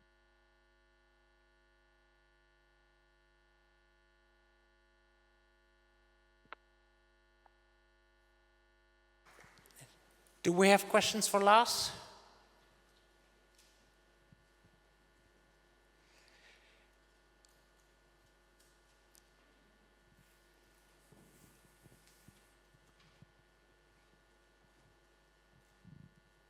Lars, this is Aviv Regev from Genentech.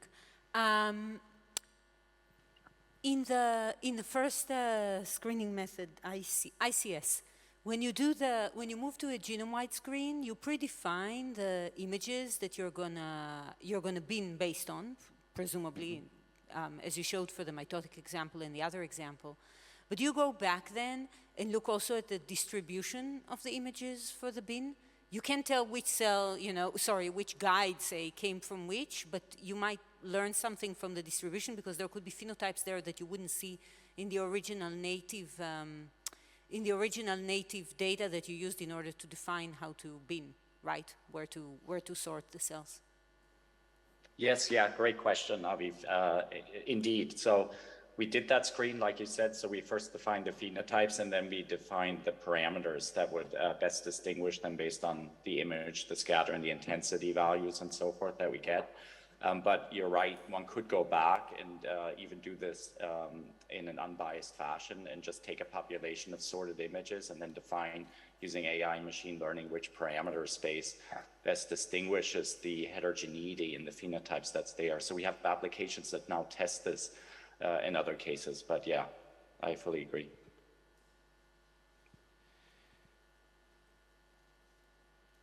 So if there's no second question, I will take one very quickly. How much, because everything has to happen in real time as the cells are passing through the machine, how much computational complexity can actually be done on this machine? And I guess you cannot run a whole deep neural network for classifying these cells as they are going through the system. So how do you break these things down into imaging phenotypes that can be run on the machine? Yes. Yeah, so so the machine offers some capabilities to distinguish. Of course, you feed into it kind of the parameters that you'd like to separate on. So that's best done by running, a set of samples through and then collecting data, learning on that, and then sorting your actual population. That's really precious on those settings. So yeah, there are a number of channels measured, but it's very data intensive, and of course, you kind of need to compute on that kind of separately. Okay, thank you. Then let's move on to the last talk of the session, which will be by Bonnie Berger from the MIT.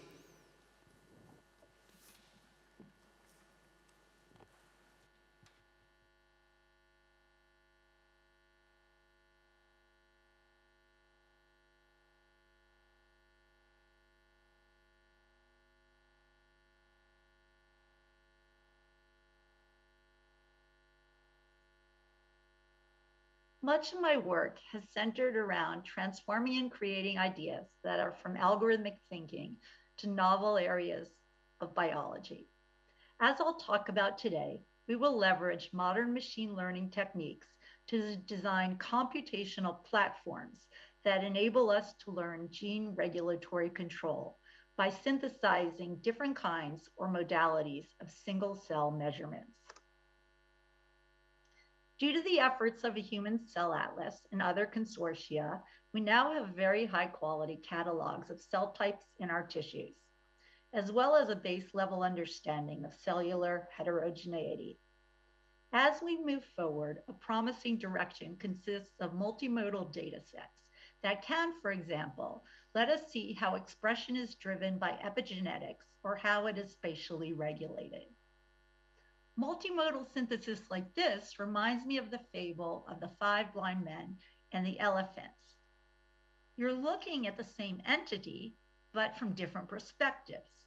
The question is, how do you construct the underlying picture and get a whole that is bigger than the sum of the parts?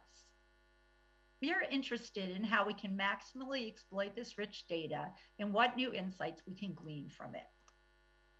Our goal is to infer high quality, tissue-specific, causal models of regulation from multimodal data. If we can do this well, it would be a game changer because such assays are now available. It's helpful to contrast this with single modality integration across different experiments. Here, the challenge is that experimental data sets often include study-specific noise patterns or batch effects that in most cases prevented researchers from directly combining these data sets. We wanted to look for common cell types and other interesting patterns across multiple studies. Our approach was to adopt panoramic algorithms for integrating multi-experiment data. We took inspiration from algorithms for panoramic stitching that find overlaps between images and combine them into a single panoramic image. And the community has adopted our vision. Likewise, our algorithm for single cell panoramas, which we call Scanorama, tries to automatically find biologically similar cells across multiple data sets and then merges those data sets into a single scRNA-seq panorama. The key that got this to work for us, whereas others had previously failed, was that we found mutual nearest neighbor alignments among all data sets and used cutting-edge approximation algorithms to greatly improve scalability. In contrast, previous methods assumed a priori that all data sets being integrated contained at least one of the same cell type. Methods like Seurat 3.0 have since adopted a similar strategy to ours. We've seen how to integrate data across different RNA-seq samples. Now we turn to multimodal data, where a new challenge is gaining deeper insights from multiple measurements from a single cell. For example, by measuring both epigenetic and transcriptional modalities, we might be able to understand not just how expression varies, but also why it varies. With multimodal single-cell assays, we can do this causal analysis across cell types in a tissue. In this talk, we focus on synthesizing chromatin accessibility via TAC-seq data and gene expression via RNA-seq in the same cell, for example, as we would get from a 10x multiome study. The promise here is that a TAC-seq can tell us about the regions of the genome that are open and accessible, which we can cross-reference against genes that are active. When these ATAC-seq peaks occur in non-coding genomic regions, they could correspond to enhancers that are crucial for gene regulation. Mapping peaks to genes will help us understand disease mechanisms. For example, we could analyze GWAS data and figure out why a SNP relates to a particular phenotype. This has been done before with bulk data, but not multimodal single-cell data. The current approach is to correlate each gene's expression with each peak to identify the strongest peak gene associations. A big problem with this approach is sparsity.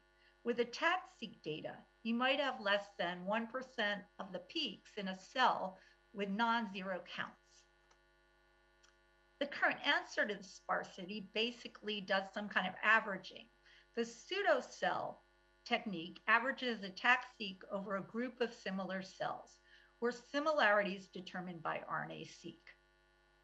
However, this loses the heterogeneity of single-cell data. Also, why should the similarity be determined just by RNA-seq? But there's another more fundamental issue. From our basic knowledge of biology, we pursue the intuition that chromatin accessibility precedes transcription. There is a temporal lag between the modalities, as you can see in the cartoon here at the bottom, where the values are normalized between the data types. However, current peak gene methods miss out on this temporal lag. The key insight we have is that we can use pseudo-time to model the lag between modalities. The challenge here is multifold. First, we have to infer multimodal pseudotime and then find some way of associating each cell with some immediate predecessors. Then we can compute peak gene association that incorporates a pseudotime lag. Let me describe how we address each of these issues one by one.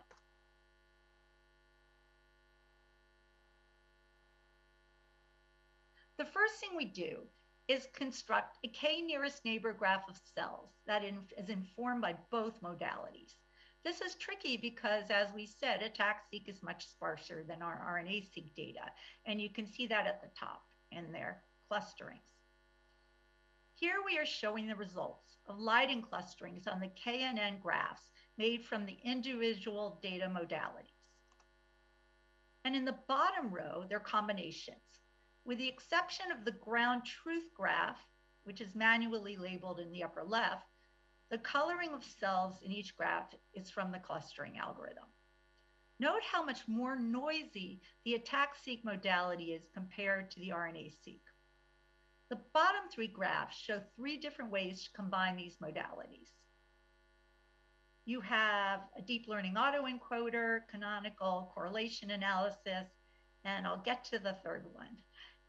When you combine these modalities without explicitly controlling for ATAC-seq noise, you can get very poor results. To robustly integrate such noisy modalities, we designed schema. Schema taps into a metric learning approach to solve the synthesis problem. We view each modality as describing a similarity or distance measure between cells. Schema then integrates them to produce a new representation where the distance metric has information from all the modalities. As shown in this cartoon, you can start off with one modality that you designate as a primary modality, usually RNA-seq for us, and secondary modalities that separate, for example, by shapes. The primary one separates cells by color. Schema will then transform the primary modality such that the new distances incorporate information from secondary modalities as well, and these can have their own distance measures. The key conceptual advance of schema is that any number and variety of secondary modalities can be accommodated, as opposed to the existing approach of customizing for each single modality. In addition, you get two key benefits with schema. One is regularization, which mitigates noise, and the other is interpretability. So now that we have a KNN graph synthesized from a union of two modalities by schema, we perform a pseudotime computation on the graph. With these two pieces, we can now construct a new kind of abstraction, the KNN directed acyclic graph, or DAG. This is built from a KNN undirected graph, but the edges are directed to go from cells earlier in pseudotime to later in pseudotime. This directed graph captures the time lag intuition. So we should be able to relate ATAC-seq information to this cell's RNA-seq information, but how? We build upon the statistical concept of Granger causality to capture temporal log between time series. And this appeared in a top machine learning conference, ICLEAR, last spring. In this graph, we're trying to predict the most recent y value, which is y7 at the bottom, as a function of the previous two observations of x, which is related to ATAC-seq, and y, RNA-seq. We say that x Granger causes y if knowing x significantly improves our prediction of y. However, in our context, we don't have a strict total ordering of cells. We only have a partial ordering on a DAG. So classical Granger causality cannot be applied. We introduced the notion of Granger causal analysis on a DAG. In a DAG, we define that X Granger causes Y if knowing the values of X at the ancestor nodes improves prediction of Y at the current node. And we have different lookbacks for the ancestor nodes. Our method, GridNet, performs inference on such DAGs. To perform this inference, we leverage a graph neural network that extends standard Granger causality to DAGs. For each peak gene pair, we compare the results from two models run separately, a full model that includes ATAC-seq data and a reduced model that doesn't. Our framework evaluates if including the peak's ATAC-seq values from the ancestor cells will improve our ability to predict a gene's expression in the current cell, the one at the bottom. A key innovation of our work is a novel diffusion-like scheme that introduces temporal lag along the edges. One way we evaluated GridNet is by whether it can capture regulatory relationships that correlation-based methods cannot. Indeed, we find that GridNet captures chromatin potential better. Chromatin potential, introduced by the Regev and Buenrostro labs, is the concept that chromatin accessibility primes cell fate. That is, looking at the chromatin state allows us to predict cell lineage even before the choice shows up in expression changes. To validate GridNet, we looked at methylation data from human brain tissue and compared two kinds of methylation marks, the ones that denote active enhancers and those that denote poison enhancers that will direct cell fate. By the way, notice that the pseudo-cell-based correlation on the right actually does worse than regular per-cell correlation. This supports my earlier point of pseudo-cell methods missing out on the power of single-cell heterogeneity. Thus, GridNet does a substantially better job at picking up poised enhancers, which are exactly the kind of time-lagged interactions it was designed for. We also evaluated peak gene pairs against EQTL data from GTEx and found that GridNet captures regulatory relationships, but I won't have time to cover this. We have applied GridNet to study dysregulation in schizophrenia. Our goal is to map schizophrenia genetic variants to genes and link SCZ variant-driven transcription factor binding changes to their affected genes. To do so, we leverage a recent single-cell multimodal study of the human cortex and check our results against the big schizophrenia GWAS study that recently came out. Beyond the genes listed in the original GWAS study, GridNet predicts 50 more genes. For many of them, there is literature evidence of their role in schizophrenia. Let me give you one specific example. GridNet revealed mechanistic insight into SLC12A6 downregulation in SCZ. Looking at the variant, we found that the mutation strongly increased the binding affinity of SP1, a transcription factor well known to be implicated in schizophrenia. Co-expression evidence from literature suggests that SP1 is downregulating SLC12A6. In summary, GridNet shows how powerful multimodal data can be. From observational studies of a specific tissue, we can infer causal links and gain deep insights into disease mechanisms. Now I'd like to thank those who actually did the work. Rohit Singh has been leading the GridNet and schema work.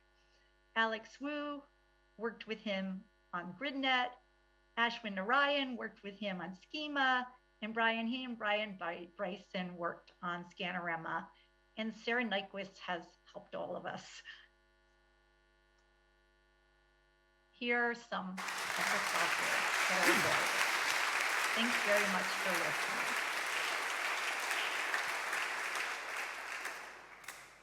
Thank you. I was told that Rohit Singh, the first author of this paper, will answer the questions. So don't be surprised if not Bonnie, but someone else will answer. Rohit, I think you can. I'm here. I just wanted to introduce Okay. Rohit to everybody in the community because Okay, he's then been I'm- working hard in this and really has done amazing work. Okay, great. So we have both of them. Perfect. Fabian. Hi, Bonnie. Thanks for the great talk. It's cool to see Granger causality on a graph. I was wondering, you know, right, these pseudo-temporal estimations, they're always bad, and there's some issues with it. I guess the same, there should be error propagation from the integration. So in reality, this will be more probabilistic. Have you been thinking about being able to sort of put forward these things if the DAG is not a full DAG, but there could be some kind of loops and just like taking essentially the inherent uncertainty of all of these additional processes into account? Absolutely. Thank you, Fabian. So both from a sort of robustness perspective, we have done some studies where we evaluated the DAG with different Ks, and we also evaluated different zero-time methods. And because underlying we are doing averaging across immediate cell and its ancestors, we found that the results were fairly robust. Second point you mentioned where that can we incorporate loops and other things? Absolutely, and that's something that we're thinking hard about. One direction might be to essentially use sort of subgraph neural network approaches to incorporate those. Makes sense, thanks. Second question, can you please introduce yourself briefly before asking your question? Hi, of course, yeah. I'm Rohit Singh. No, I'm a research sorry, scientist at CSAIL, working with Bonnie. Hi, I'm Karen Sayal. I'm from GSK AI and from the Churchill Hospital in Oxford. Does temporal ordering infer causality? And how do we deal with situations where that assumption may not hold? Absolutely. So this is an underlying assumption that temporal ordering here will to some extent get to causality. And we are not making the claim that this is true causality. What we are saying is this is causality in the sense that essentially if you were to do a perturbation at the enhancer, maybe you will see a change at the gene. I'll sort of take a question into two different directions. One study that we have done and we're looking to do more of is essentially tune our look back method to see if we can look further back in zero time, and does that produce a different set of enhancers than if you were to look back only a little bit, and it does. And there is actually some really interesting things to look in that direction. The other part which I think you're getting at is that this study is well suited for differentiation and perturbation response type cases where you actually have something going on as opposed to if you only had a steady state thing. Thank you. Thank you. And then that closes the first scientific session of the meeting. We will have now an almost half-hour coffee break. I would ask everyone to start coming up here again around 11:35, and we will start 11:40 sharp. Welcome to the next session, the last session before lunch break. We have an amazing lineup of speakers.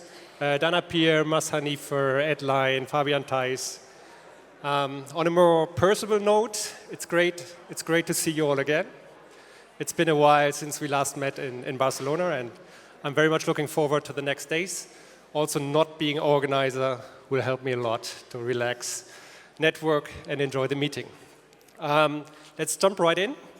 First speaker of the session is Ed Lane from the Allen Institute of Brain Sciences and co-chair of the Nervous System Bionetwork. and updating us on the activities in the brain, Human Brain Atlas. At your stage.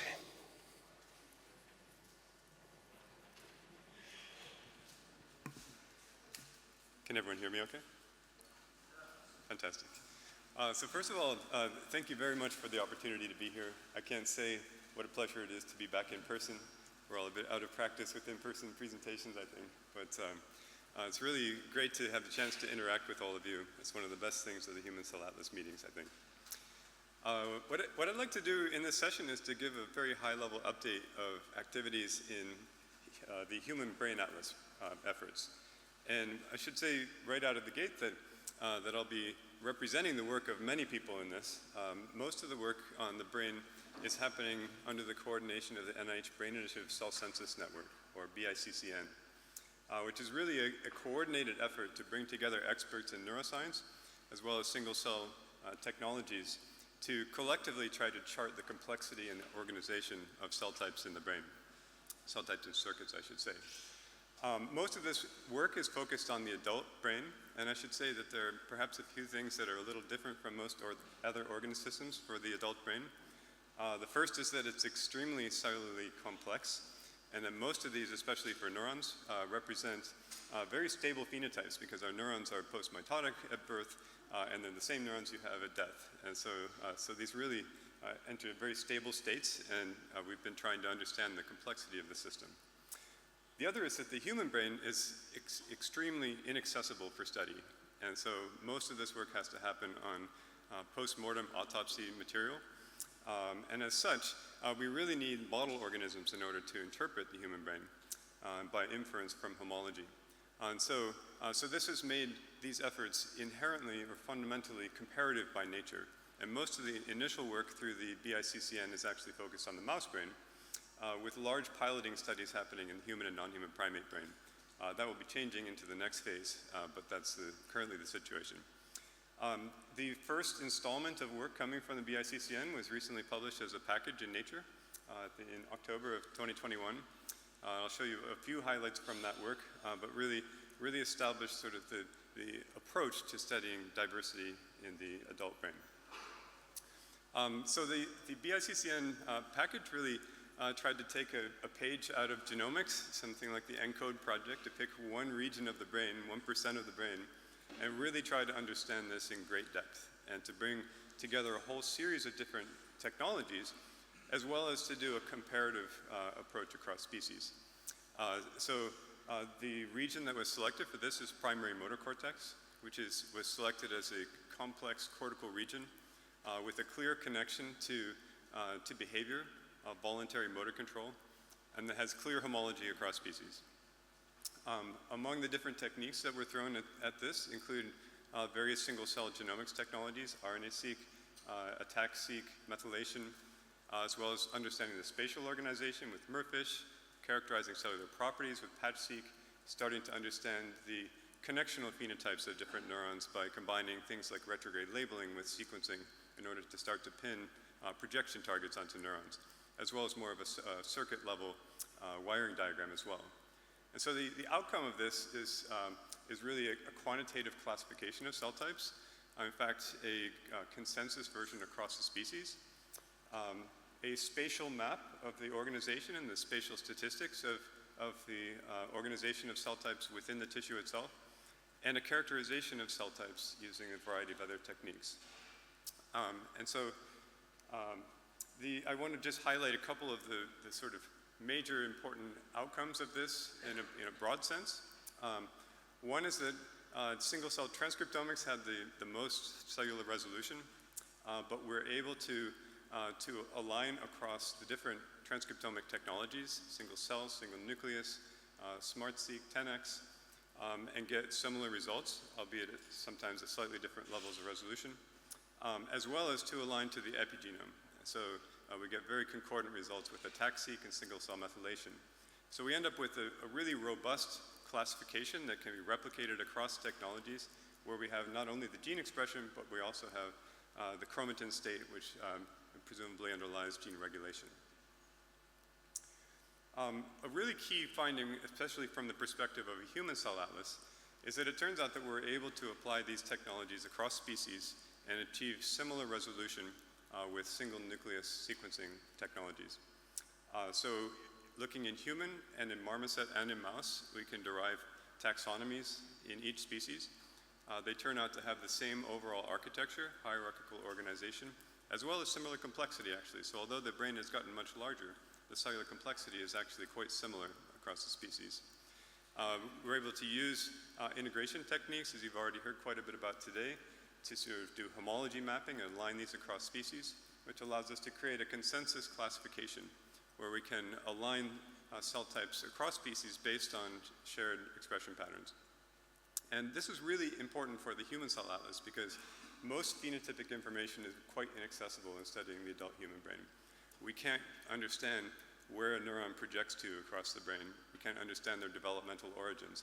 But if we can align these across species, we can infer these things. And so we can infer that a particular cluster represents a chandelier cell, or a long-range projecting GABAergic neuron, or a deep projecting excitatory neuron, for example.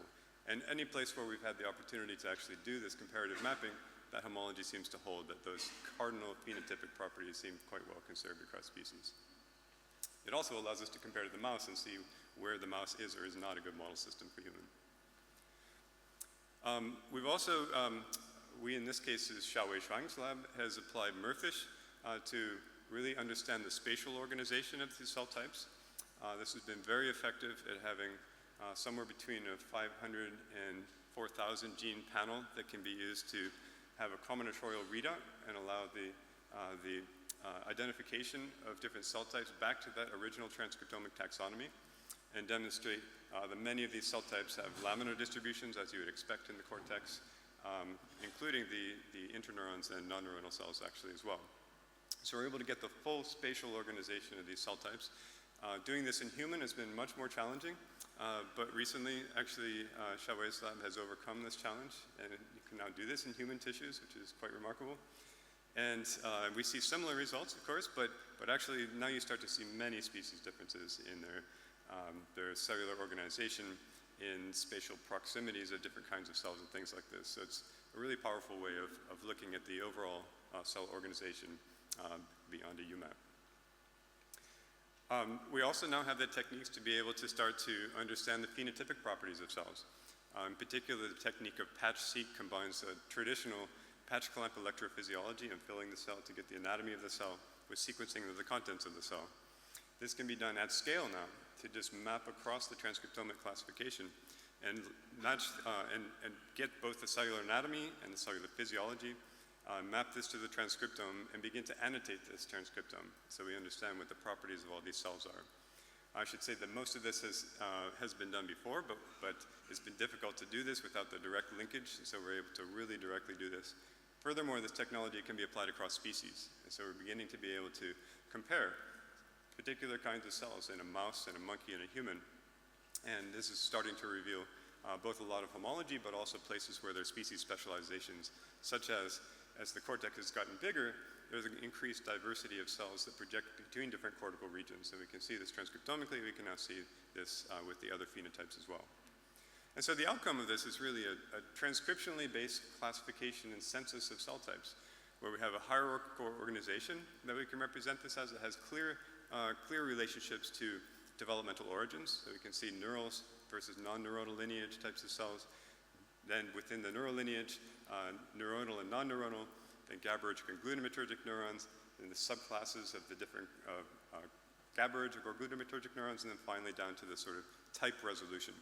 And as we go further and further down, we sort of have much more to learn about these, but we understand the basic phenotypes of these cells, and they're not only transcriptomically defined, but they're also often defined by their laminar position or their projection target, for example. We know the proportions of these cells, we know the spatial organization of these cells, and we know the characteristics of these cells. So basically, this is what the census represents in the BICCN, is this quantitative classification that's annotated. So I wanted to sort of fast forward from this just a little bit. So in the time that it takes to publish one region of the brain, the rest of the brain has been sequenced. And so we now basically have the entire brain in the mouse that's sequenced, and this will be becoming available later this year. And already I think looking at one region, we saw about 100 types of cells. Now looking across the entire brain, there are 4,000 or 5,000 types of cells using similar criteria. I think while many of us who studied the cortex principally like to think that the cortex is the most complex region of the brain, in fact, that's not at all true. Deeper brain regions have most of the complexity. And so there's just an enormous amount of sort of uncharted territory here. So we will have both the single cell map as well as the spatial map, but of course the annotation is going to take a number of years to come. So while this has been happening in the mouse, of course there's been a lot of progress also in the human. We've been working with Sten Linnerson's lab to create a first order survey of the human brain.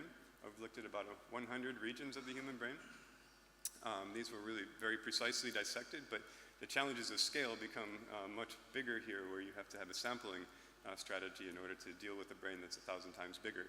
But we have a really nice survey of this, and we start to see many of the same things that we've seen. The subcortical diversity is much more complex than cortical, for example, and we can start to align these across the species. So first pass on this, but by no means the final thing, as well as getting spatial methods to do sampling across the brain as well.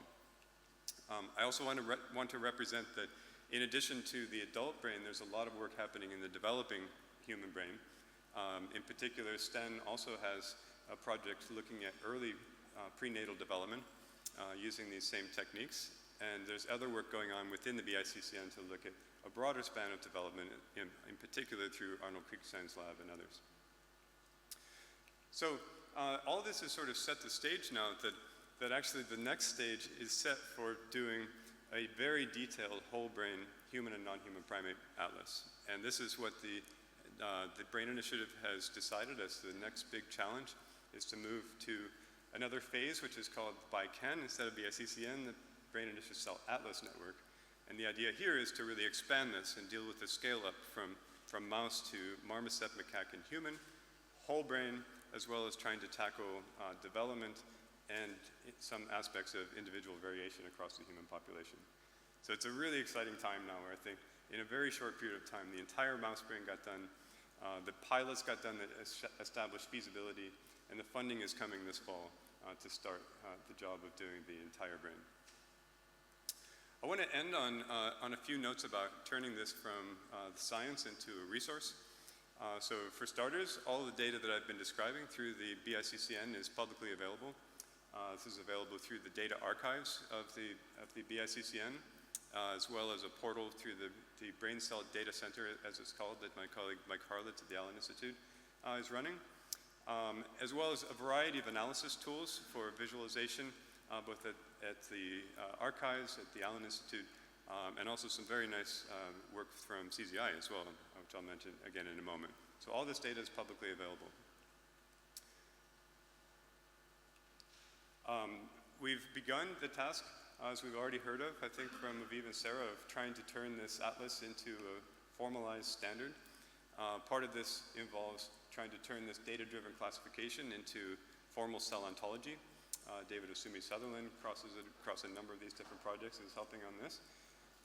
Mechanisms to aggregate the knowledge that we have about these cell types so that there's a forum where people can come and see what's known about these different types.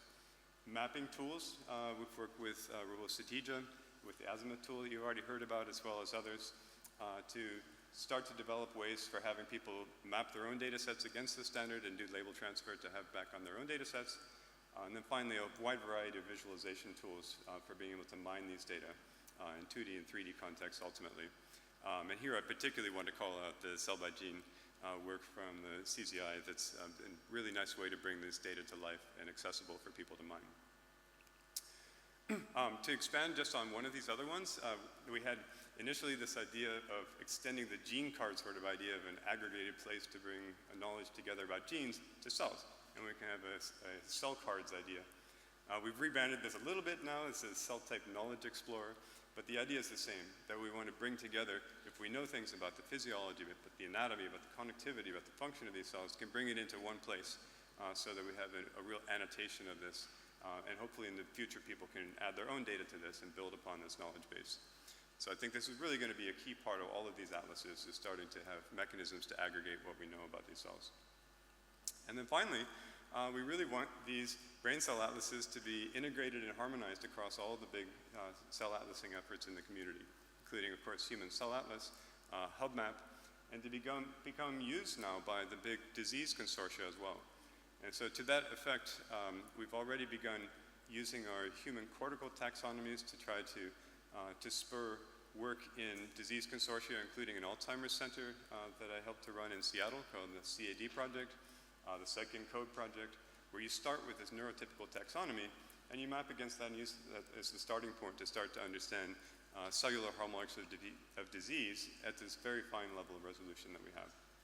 And so that's really moving forward quite nicely now. And so with that, I will just wrap up. I want to acknowledge that this is the work of a huge number of people. I want to acknowledge both my colleagues at the Allen Institute for Brain Science. We have much of what I presented was actually performed there, as well as within the BICCN itself, where this has been a remarkable collaborative opportunity to work together within this consortium. And also the programmatic staff of NIH who have really fostered this consortium feel and incentivize us to collaborate in a way that I think is very similar to the spirit of the HCA.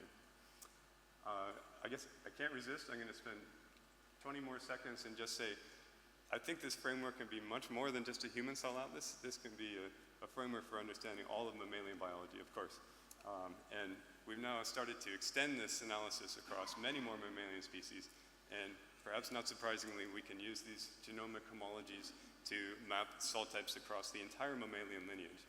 And so I think now we're kind of reaching a place where this is becoming like genomics, that we can really map cell types across all species and begin to use that as a framework for biology. Thank you very much.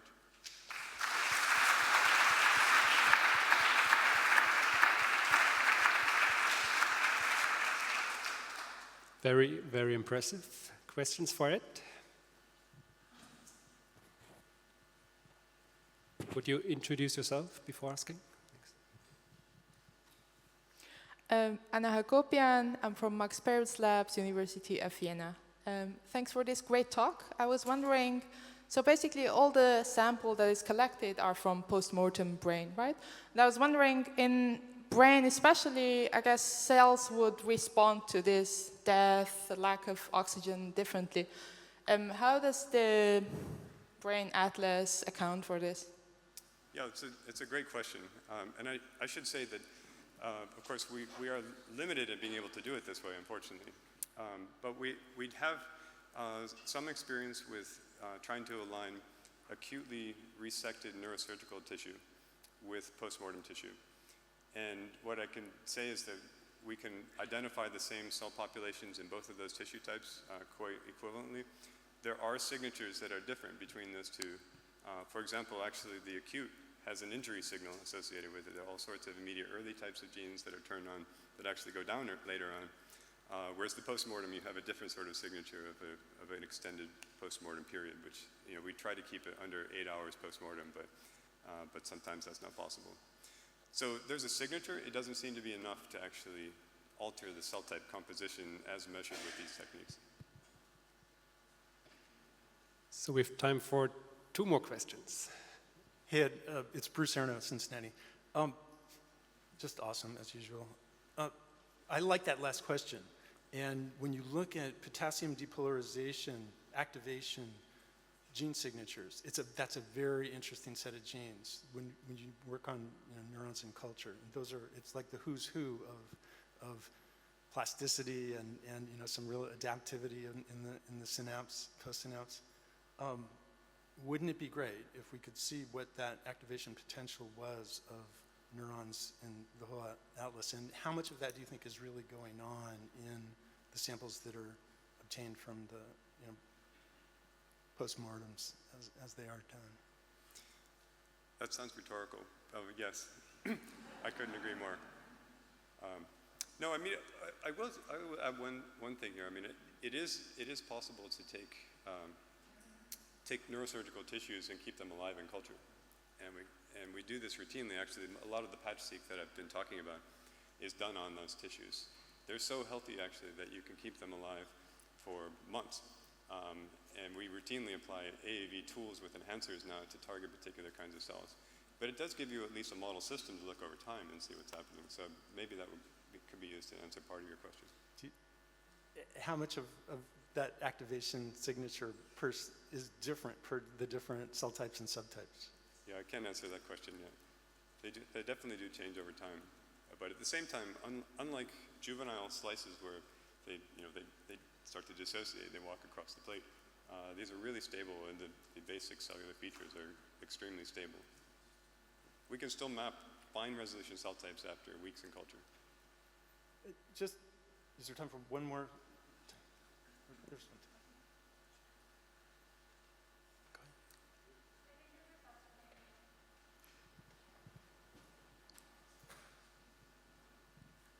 I'm Malte Lucan from Helmholtz Munich. Oh, sorry. Short one. Oh yeah, really cool talk. You showed data sets in between of like 3 million cells. So you clearly have a huge diversity of cellular representation. How many individuals or samples are represented in these atlases? And have you looked into kind of combining them to get as broad population heterogeneity as you can as well? Yeah, that's a really excellent point.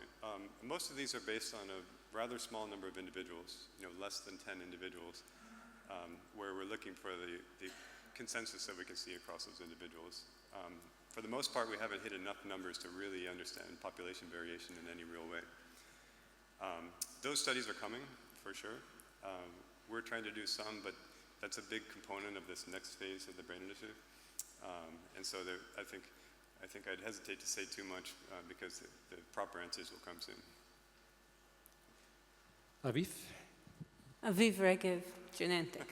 I have two, but I'll at least try and squeeze in one. On the sampling, when you think about the human brain, which is very big and hard to do to exhaustion, so you said with STEN you've done like the 100 regions, and now it will be a bigger effort. Yep. How do you think about the sampling, and which of these things can generalize also to other massively large organs in the body? Yeah, that's a great question, which I happen to have written a grant about. Pardon me? I might get to sneak my other question. Oh, okay. I'll just say it soon. So it's a sampling problem, and actually I think having the mouse as a guide helps us to make that an easier problem, because we should be anticipating that sort of diversity. We should be trying to match that or improve on it. If we haven't matched it, I think we probably missed it. So the other is, everything's gotten bigger, and so you have to be, and you're doing it from thicker frozen slabs. So we've been trying to improve the tissue preparation so they're thinner, so we improve our anatomy. We're now going to be doing much more dense sampling around areas. We'll be doing initial hit on a region and then come back in with low throughput but even more targeted analyses to try to really nail this down. So for most of the regions, it's a sampling problem. The cortex is a little bit more challenging because it's really expanded, but it's a little less clear where the information is too. And so, my dream is to connect this with the functional imaging world and actually have the parcellations coming from the functional imaging world driving that sampling, and then ultimately come back in with the spatial and we look at the boundaries between those things. Yeah, that's where I was headed in my mind. So my second question is on the extrapolation from the mouse. So you said the cell types or the cell categories extrapolate extremely well. They're conserved. But that when you looked at the spatial data, you're actually seeing a lot more diversity. So is your sense that this is basically the same cells but architected differently? And would that impact how you think about the sampling? Because maybe it doesn't generalize as well from the mouse as we would think. Yeah, also excellent points. I look at it in evolutionary terms now, where you have like limb homology, and that basic homology is conserved across all mammals, except in some cases you end up with extremely protected with webbing, you can fly, or others you get fusing and you're good at swimming. The same thing is happening here. The basic cellular units seem to be pretty well preserved. But there are lots of ways that they can change across species. They can change, one of the most dramatic ways is they change in proportions. And so that's really a major one. But the basic kinds of cells haven't changed, but their organization has changed, and their spatial organization can also change. Their phenotypes can change quite dramatically. Actually, despite being pretty well conserved, they suddenly are much, much larger or have different properties. So I think we should expect that to happen. There are also cases where the same kind of cell seems to have changed its nuclear localization. So if you only look in that area, you think you've got a human-specific type of cell. You look across the whole structure and you haven't. So I think, it's an assumption that will go on, but there are probably lots of innovations that will surprise us. Yeah, I'm reminded that in RGCs, actually, there's very little conservation between human and mouse, right? Whereas the other neurons of the retina are like one-to-one matching. Yeah. So it's not all one thing. And just of interest to some people, maybe it's the non-neuronal cells that seem to be less conserved. So, who knows? There you go. Big applause for Ed again.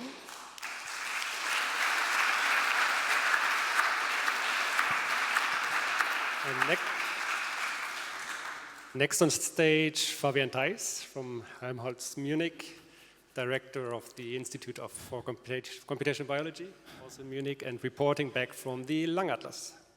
Yeah, thanks, Holger, and thanks everyone for coming to Europe, Vienna, and great to see you. So it's fantastic to just be on stage again. I will be trying to make it hard for the camera by moving around a lot because I haven't been just doing this for 2 years and it's been quite tough for me.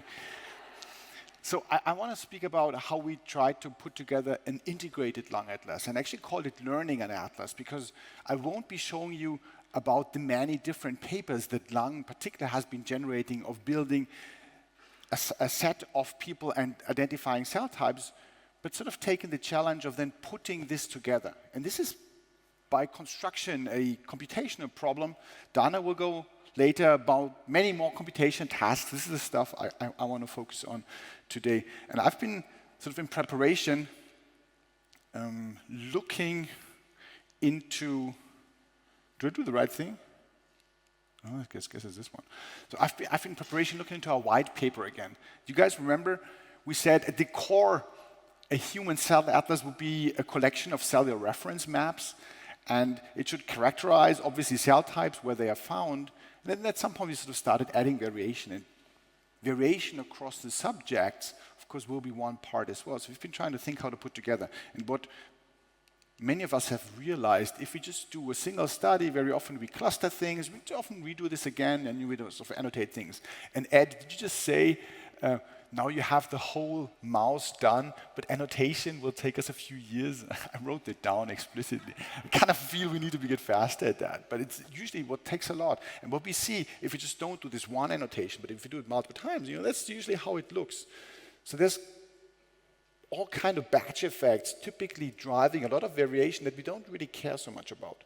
Obviously, part of that could be actually interesting signal, that could be just human variation, that could be particular disease or what particular maybe setting where it has been actually sampled, which is quite interesting in the lung because there's sort of this, at least from my sort of more naive point of view, more straightforward CCF that you can actually do along this branching architecture and sort of see where things come from. So what you need to do is you need to do data integration. This has been something that the field has been realizing, I guess something like 3 or 4 years ago. John Marioni and Ladi's first paper, a similar one from Raoul, where they've been sort of talking about how to put things together. And yeah, by construction, this is actually a learning problem, right? So we need to learn this type of integration. There's various ways how to do it, but once we learned that, we of course then also want to curate it. And I think a common theme, and I'm sure Dana will pick up on that later as well, once we have learned such an integrated atlas, is how we curate, what type of questions we actually ask upon it, maybe not only ourselves, but sort of how we give it out to the users, to the disease networks you were mentioning before, right? I just want to sort of see where's my cell, what's my gene program, these type of things. So we try to address this. So this has been something people have been thinking about. I mentioned Surat, I think V3 will call it at the time, where he sort of was anchoring things. And there's various other ideas how to then essentially formulate the annotation question as a classification problem. And let's just try to take this up again. Since then, as it happens in such a sort of expanding field, many methods have come out. And in a lab hackathon led actually by Malte, who will be talking later this week as well, we've been actually comparing a bunch of these and just try to give you sort of at hand a benchmark that you can actually run on your own data, because it turns out there's no one size fits all. There's actually a theorem in machine learning which is called no free lunch. Seems you need to do this type of hard work. In this case, we compared on a bunch of data sets and saw that some of these flexible neural network type of models were doing a good job. And this is what I briefly want to show you. I just want to highlight it briefly because, we're going to go into this spatial area very soon. I saw this apparently in the brain and lungs starting as well. And we, of course, know computer vision is an area where, like machine learning, everyone just uses these type of approaches. And because of scale, I think this is what starts happening in our place as well. Essentially, what they do, take gene times cell matrices, squeeze them down. This is an unsupervised learning technique to blow them up again. And, for example, can reconstruct or actually map samples on top of each other. This is a quite simple idea and has all kinds of problems because it might not be always as easy to interpret, but it just scales like hell and is very flexible. And that's one of the main reasons why they actually perform very well. In a big consortium effort with a bunch of labs, we've been running a competition at the largest machine learning conference last year at NeurIPS, where we've been comparing data integration as well as cross-modal prediction type of tasks. And we had something like 250 teams or so participating, and all of the winning methods were using one or the other variant of this type of approach. Could have something to do that this was a neural network machine learning type of conference, but So in any case, the data set is out there, please try out. But I think what is fun, and I think this is what makes it also more tangible than to us, is that we actually can now add priors and more information towards that. We just talked about causality before, right? I think what we need to do is we now need to sort of make these things explainable and actually add these type of constraints. And these tools are around to actually do this thing. So let me show you what we did with these type of methods to now build this integrated lung atlas. This is work done by Lisa Sikkema, a PhD student in the lab who also happens to be here. Munich is actually quite close. We're part of the lab. Happy that you could come, Lisa. And Malte. And they've been really putting a lot of effort together, in particular with our partners Sasha and Martijn, as well as the whole Human Lung Cell Atlas network. What we've been starting to do for the core, and thanks Aviv for advertising this already a little bit, we've been putting actually 14 of the existing highly annotated raw data sets together, harmonized more than 500,000 of cells in terms of annotation. And that's something that, sort of you say so quickly, but turns out, this is actually a lot of work. And in our case, because of granularity being so different, we ended up with a hierarchical annotation. And I think this is something that I can see in the future being quite useful for all kind of networks. Because of course, in the highest level, you have epithelial, you have immune type of tissue and endothelial cells. But maybe, then drill in and people sort of call things very differently up to the highest granularity. So we had multiple levels of annotation. And because in some data sets we have a higher one, we could actually impute this one for the others as well. This case was really manually annotated. This was already across more than 100 individuals, so you could see people variation already in the data set. And in particular, we also had both age as well as smoking status, sex, and so on as additional covariates. And I think in the future, this will be a basis for these type of more GWAS-like analysis once we have these bigger networks, right? So this was then annotated additional with anatomical location, and this was what we then put together into what we then call this human cell atlas network core. And this is the core because, of course, there are many more of these data sets around, and we've been thinking how to do this. And we can't just re-annotate the whole thing again in a new integration. So once we ran the integration, we've been then asking how to query and sort of add these things on top.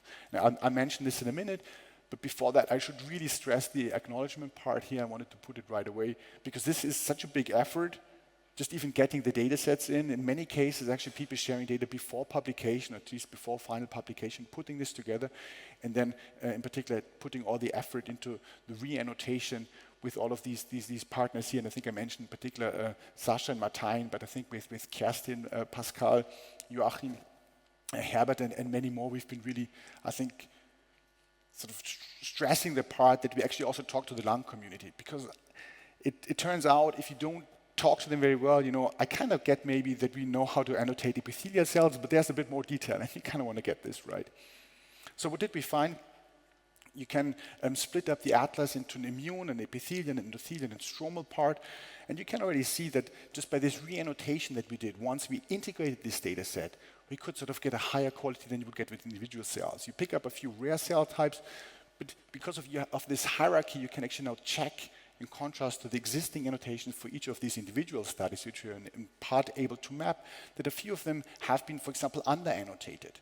And you can zoom in, for example, in this part here, which would be mostly in the endothelial cells, you can actually see that there's a severe under-annotation where some of the details a subset of experts would actually bring in, and we then re-annotated and added that. Similar for goblet cells, for example, a bunch of misannotations you were able to then correct, but just looking at this again in the context of a bigger atlas. all together, and I won't go into details for these examples now because I'm going to talk about the using and mapping part in a minute. We were able to really recover a bunch of rare cell types, actually because of just having this larger set of cells, find gene modules, what is sort of correlated across this corrected set of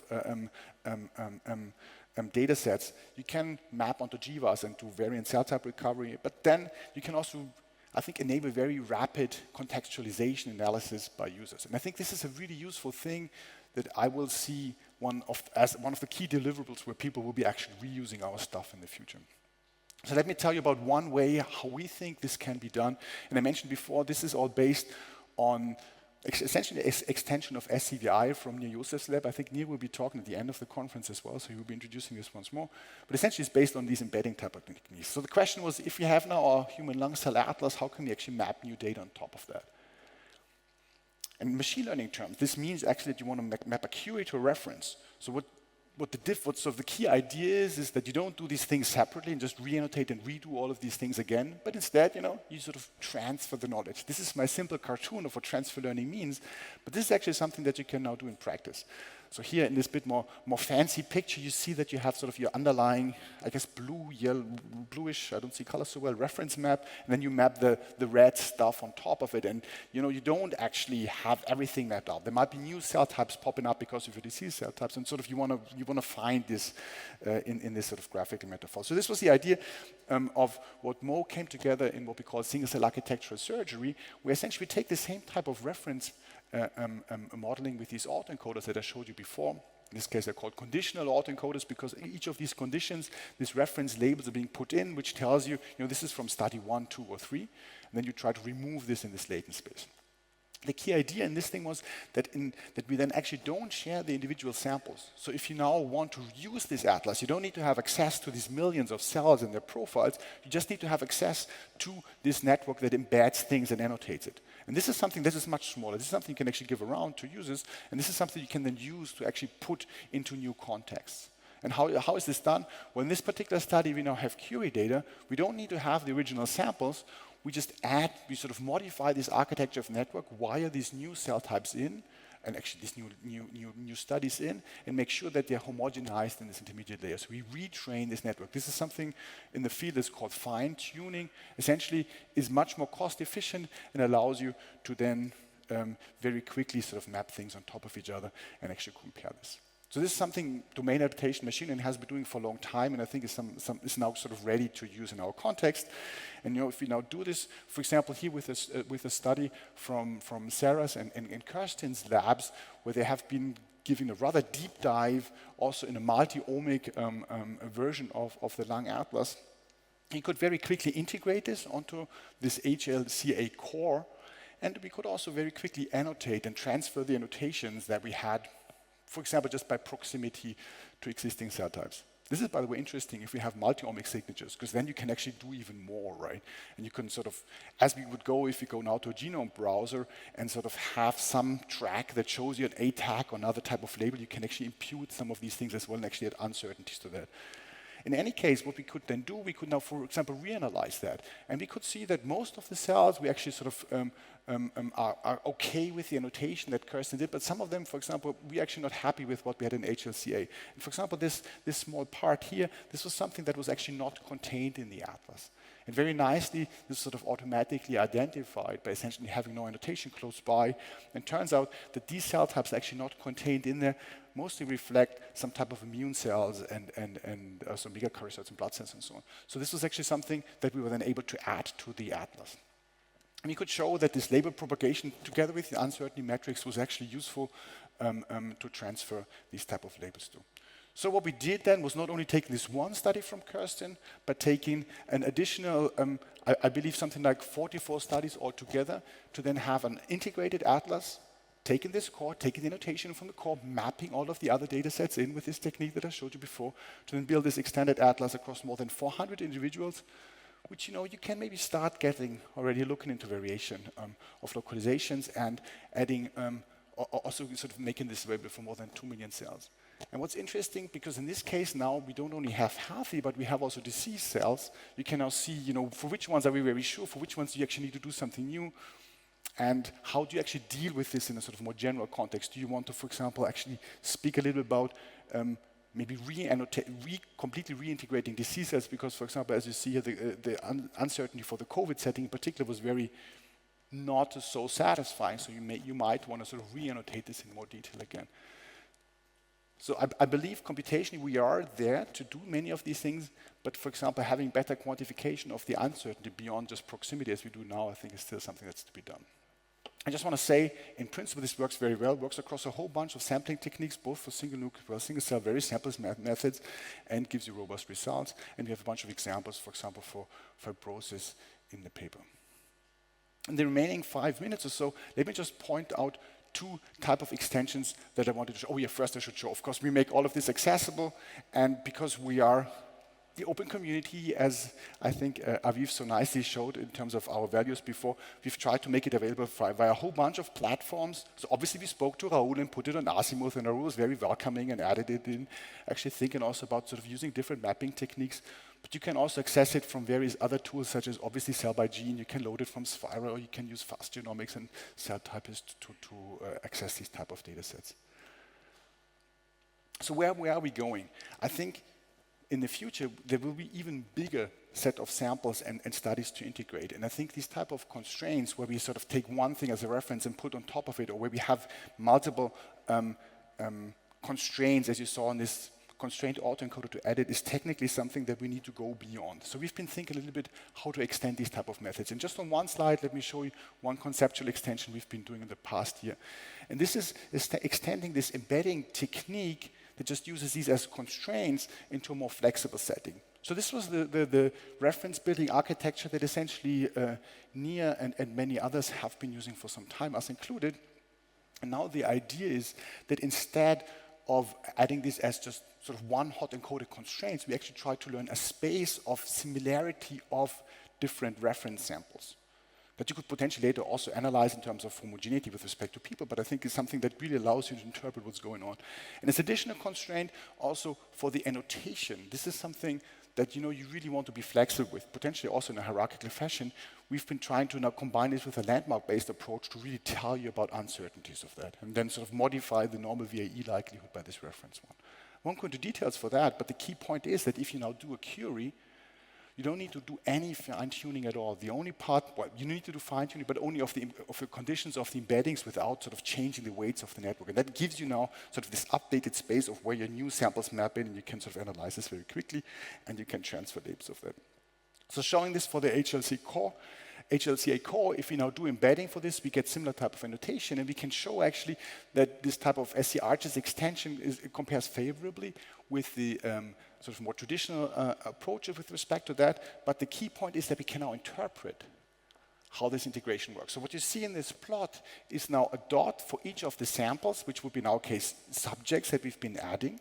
And you can see that they don't homogeneously distribute, but there seems to be some structure in there. For example, up there, this was frozen tissue. This sort of maps rather differently from the rest and sort of needs to be sort of really pulled in. So you kind of see what's going on there.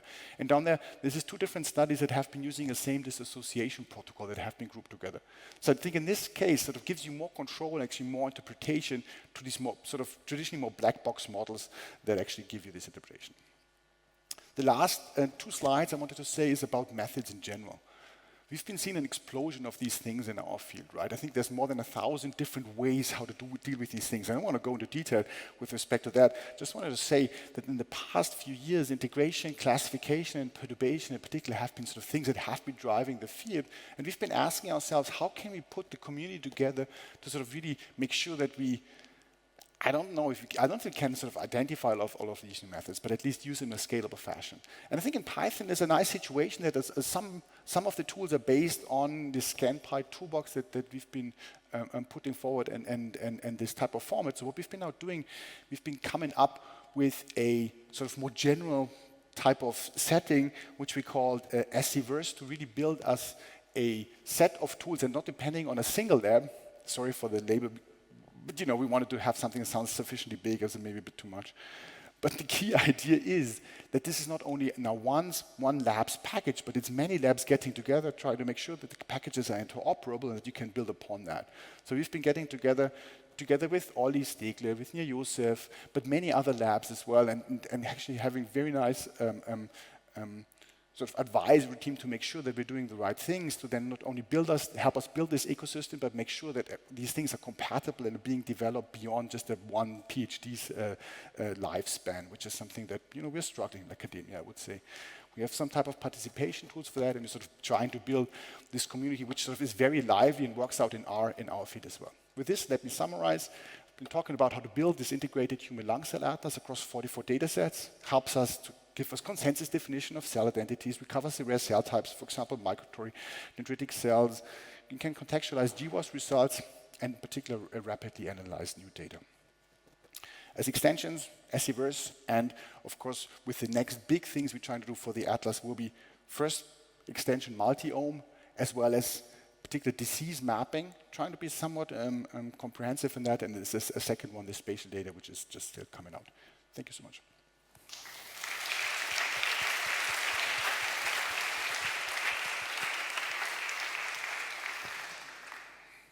Very impressive. Questions?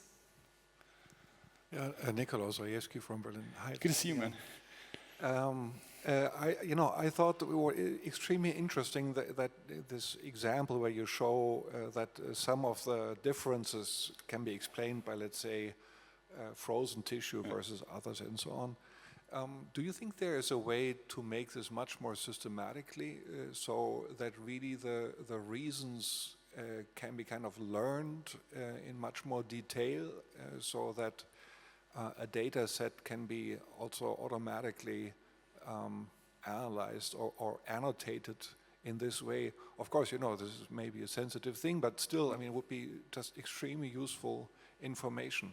Yeah, I strongly believe that this is actually possible. Early on, I did not. Early on, we had this, I think with Barbara Teutler, we tried to find a signature of frozen and then sort of make every fresh sample look as if it was frozen. It kind of didn't work out.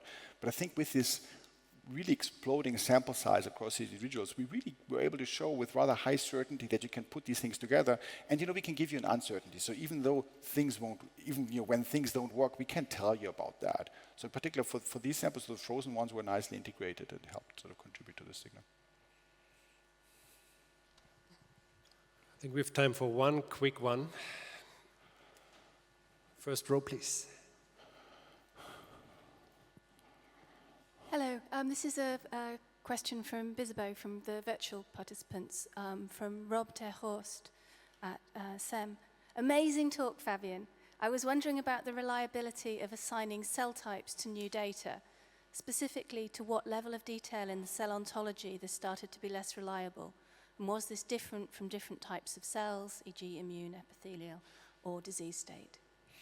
So the reliability, this is sort of this uncertainty model that I was showing before. At the moment, this is based purely on neighborhood similarity. This is what we do.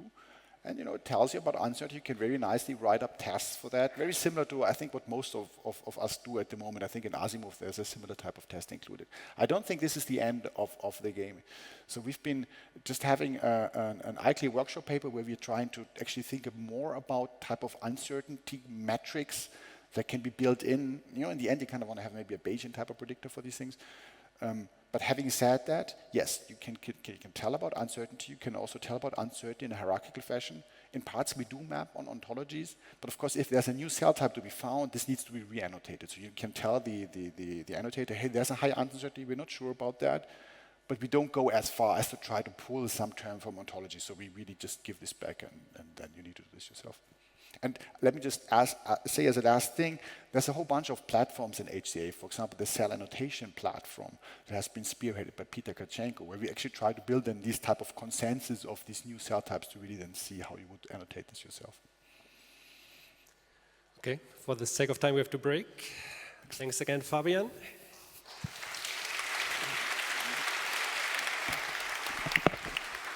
For more questions, find him at the bar later. Next speaker on stage is Mas Hanifa from Newcastle University and Sanger Institute, reporting for the Developmental Cell Atlas. Thank you very much, Holger, for the introduction. It's a great pleasure to be here in person in Vienna to give you an update about what the developmental bionetwork community has been doing. And it's fantastic to be here with this Baroque fresco. Sorry, did you? Oh, sorry, Baroque fresco. And I wonder what the characters are thinking of our discussion about cutting-edge genomics and computation. So I'm going to briefly talk about what we've been doing, but fundamentally in terms of atlasing, I kind of like to give the analogy that it's a bit like building the Shard, which is the tallest building in the UK, where we all come together to work on a project, in contrast to the conventional sort of style of doing science, perhaps, where you have a more focused project. It's a little bit like building sheds. It doesn't mean that it doesn't have any utility. They both have, good functions. And one of the absolute fundamentals of being able to build a Shard is this community in terms of having the infrastructure, the research framework, the team science approach, the cutting edge technologies, and what we do with regards to data analysis and dissemination. And during lockdown, the developmental bionetwork has been active in terms of setting up a series of seminars, which many of you may have attended, but also writing a perspective, which was going to be the roadmap for what we would like to achieve. And what do we want to achieve? So what is this developmental atlas going to be? And I think some of it echoes what Fabian just presented, but this is going to be a scientific resource about diverse data types. And it isn't just a resource that's going to stay somewhere locked up, but it's going to be available freely through browsable and searchable web portals that allows us to look at developmental cells across space, i.e. anatomical tissue, and across time. Do I need to go further? Okay, sorry. But fundamentally, the data is going to be equitable. This atlas is going to be equitable, inclusive, and diverse with respect to scientific participation and representation of tissue samples. So there's a schematic of how we will build developmental cell atlas, bringing in the many disciplines, leveraging the many types of technologies, and measuring across scale. And ultimately kind of having this amazing metadata, data integration, and being able to actually browse and query this. It's going to be very much team science, collaboration, open science, and I just want to put some of the numbers which Aviv highlighted, specifically for developmental network, the number of cells that we've profiled and the number of cells that we've studied, and some of the atlases that are around. This is by no means a comprehensive catalog of them. These are just illustrating how atlasing has been approached for human development, mainly individual organs, and then more recently we've had the multi-organs where several organs have been profiled. And there are many web portals that are also associated with these atlases. And the thing that the roadmap highlighted were 7 fundamental considerations. And this is what I'm going to spend the rest of the talk going through each of those. The first being bioresources, ethics, and data sharing with regards to human developmental samples, development across space and time, how we manage and analyze multimodal, multi-scale data, computation, data visualization, the value of having model organisms and culture systems for this developmental cell atlas, and ultimately its clinical relevance and applications. And finally, I'll touch a little bit about how we're going to move towards a whole embryo atlas. So very briefly, developmental work has relied on bioresources, and these often come with sort of like ethical framework and governance and also data sharing regulations. And one of the oldest resources has been the Human Developmental Biology Resource in the UK. Hugh Decker is another one of them, based in France, which was set up more recently in 2020.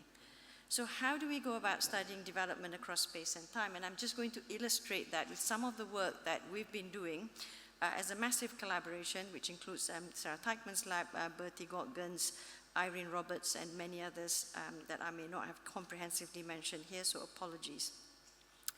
And here what we've done is trying to look at the immune system, but we profiled individual organs that are either involved in the differentiation of the blood and immune cells, but also where they reside and mediate their functions, such as the peripheral organs.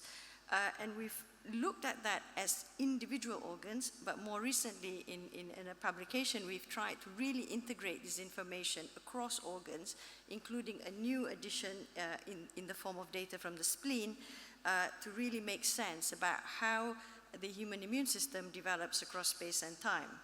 And I'm just going to show you from that publication some of the kind of like resources that are available for use, including the SC Arches models, which Fabian mentioned, which allows people to just use to query new data sets, inclusion of spatial information, and in the human immune system, you've got this lymphocyte antigen receptor, the T cell receptor and B cell receptor sequences that allow you to really understand function and as well as lineage to some extent, and how we can see how cells evolve and develop across organs and across gestation.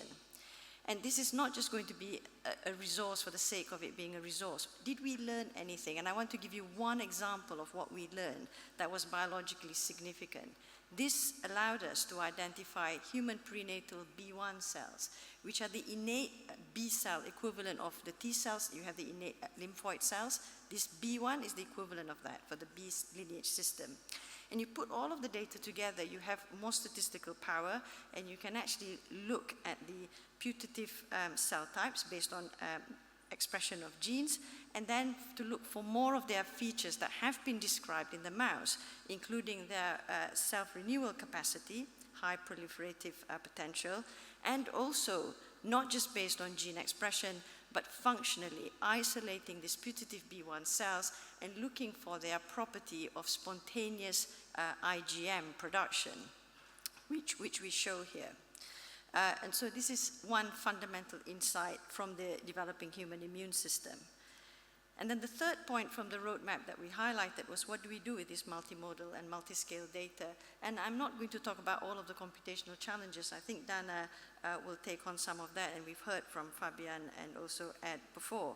To just show at the top panel the human yolk sac, where you've got the suspension data, generally from either RNA, multiome, or site-seq. Then you have the kind of tissue-level single-cell resolution data, organ-level single-cell resolution data, which is the yolk sac imaged as a whole by Alan Shadatel's team, and then also, spatial transcriptomics data and also whole embryo imaging data. These are going to be enormous challenges, but amazing if we can actually integrate it to really understand how the whole embryo functions.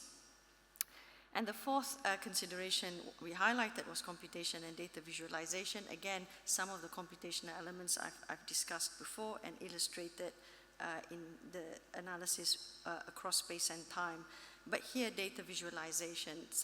This is something that we're trying to develop that will enable visualization of in situ sequencing, Visium, and suspension data within one platform. And here we've adapted to use Vitesse, developed by Niels Gillenborg's team, and this is very much a collaborative effort across many groups, including the OME team with Jason Swedlow. And then how will we use data from model organisms and culture systems? One of the issues with regards to bioresources for human development is that you don't really capture very early development, and you also don't really capture later stage, third trimester development.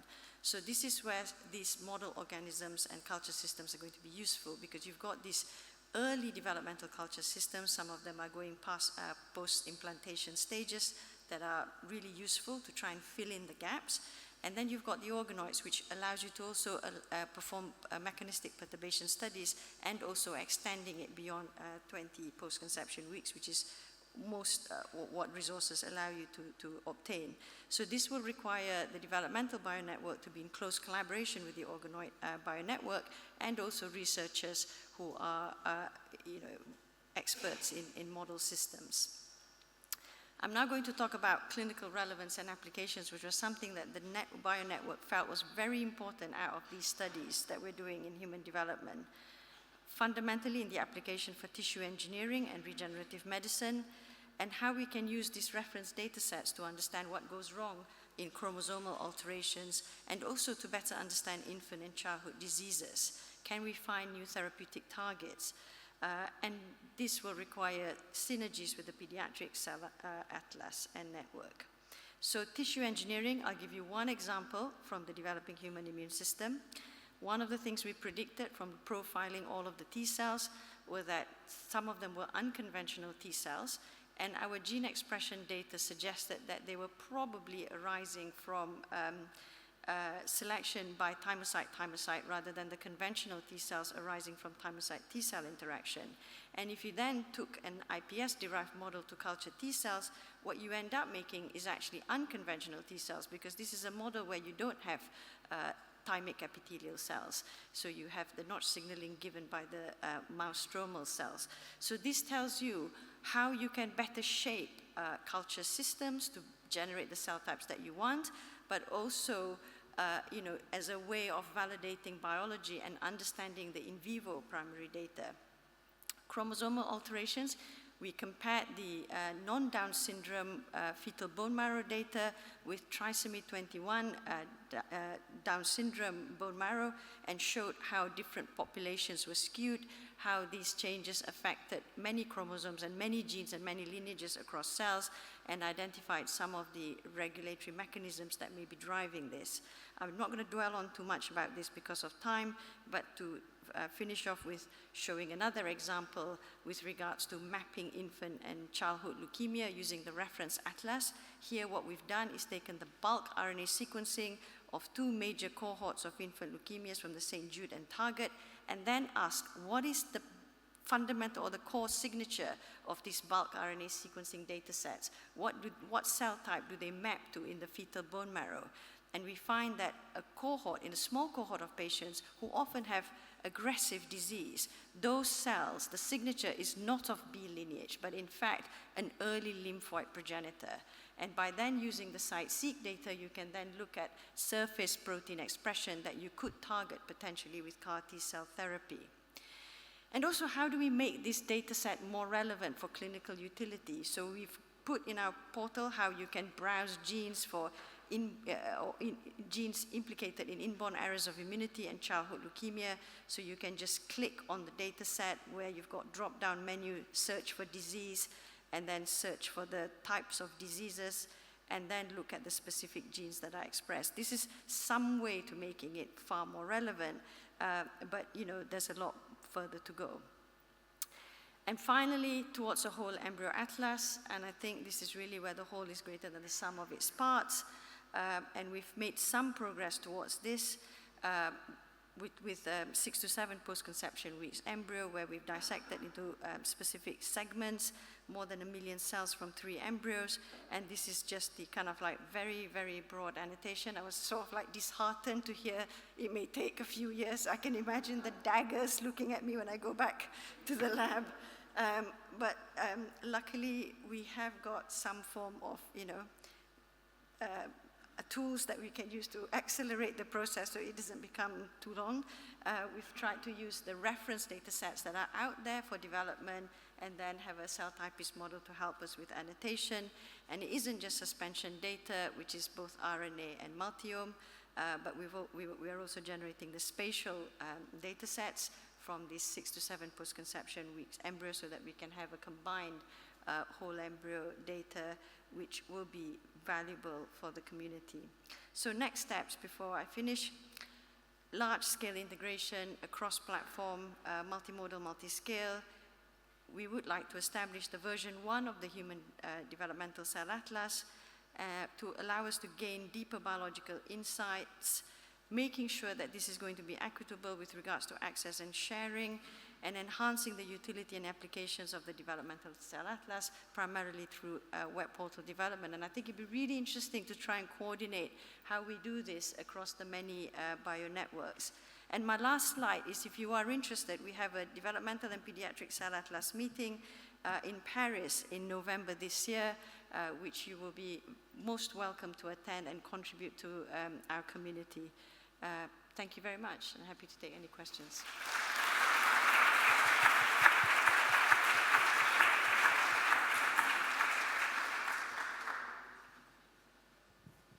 Hello, Donna Peer, Sloan Kettering Institute. So you put sort of deeper biological insights, but I'm going to put you on the spot. And if you have one holy grail question you can ask the full developmental atlas, what would be your holy grail question you hope to discover? So for the whole embryo atlas? Yes. Yeah, I mean, that's a good one. Actually, there were a few. I mean, I think fundamentally this allows us to look at distributed networks. So I kind of want to understand how, if you have an endocrine organ that's distal and secreting particular growth factors, and how that action is then coordinated across the embryo, and also how positional information is kind of like, that's two questions that I'd like to ask, but they are two closest to my heart, basically. Shyam? Was great overview. Thank you. And you made important contributions to the equity working group here. You mentioned that here as well in terms of equity of access and so on. I was thinking also about the diversity of these data sets, and Fabian mentioned 400 data sets in the extended lung. How is that diversity being incorporated into the developmental atlas? That's a great question, Shyam. And I think part of the problem is you can't just access these types of material. They are precious, they are very limited, and the existence of these biobanks are extremely valuable. And we have them in specific parts of the world, but not in other parts of the world. And I think with greater education and awareness of how this is going to benefit mankind, we may be able to build these types of biobanks. I don't think I want to promote the idea that anyone should be able to just access these types of material, because we have to be cognizant of the sensitivities and framework in which to work with these material. Just to follow up, how much diversity is there in the current? I realize geographically it's from a specific location, but is there some amount of diversity already in the atlas that can be analyzed? We have, there is some, it's probably minimal, because HDBR supplies the world, really, and many people use material from HDBR, which is then basically is the UK population, and within the UK population, there is some heterogeneity.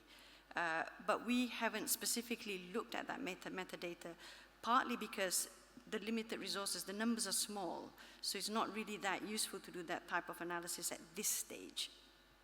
Got it, thank you. Okay, we have to stop here. Please meet Mas at the bar. Next speaker, on stage, the legend, Dana Peer. Talking about challenges, how to make the atlas most useful. Well, after all this introduction, I can only disappoint you, because everyone promised I'll talk about sophisticated things. I have 15 minutes, and I'm a cynical person, so I'm going to poke holes into the amazing stories that we've been told this morning and talk about really simple things. So at the end of the day, we're talking about going towards an atlas of organs of the body, a spatial map with all these different molecular layers to derive full understanding of health and disease. And so it can't be a UMAP of clustered and labeled annotated data sets, even though even achieving that is a huge challenge, and we've made much progress as we've seen this morning.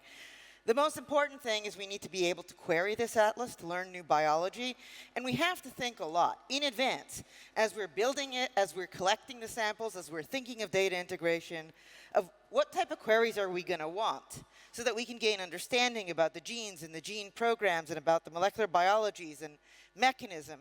And space, we talk about it, but that's a huge problem.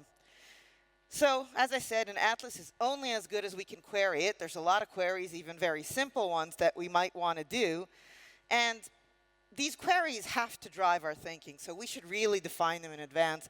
And my personal call to all the biological networks, tell us, the AWG, what queries you want so that we can design this atlas as well as possible to make it, give you faithful examples. Even the really simple question of where is my gene expressed, which everyone thinks, okay, that's the simplest, dumbest, done deal.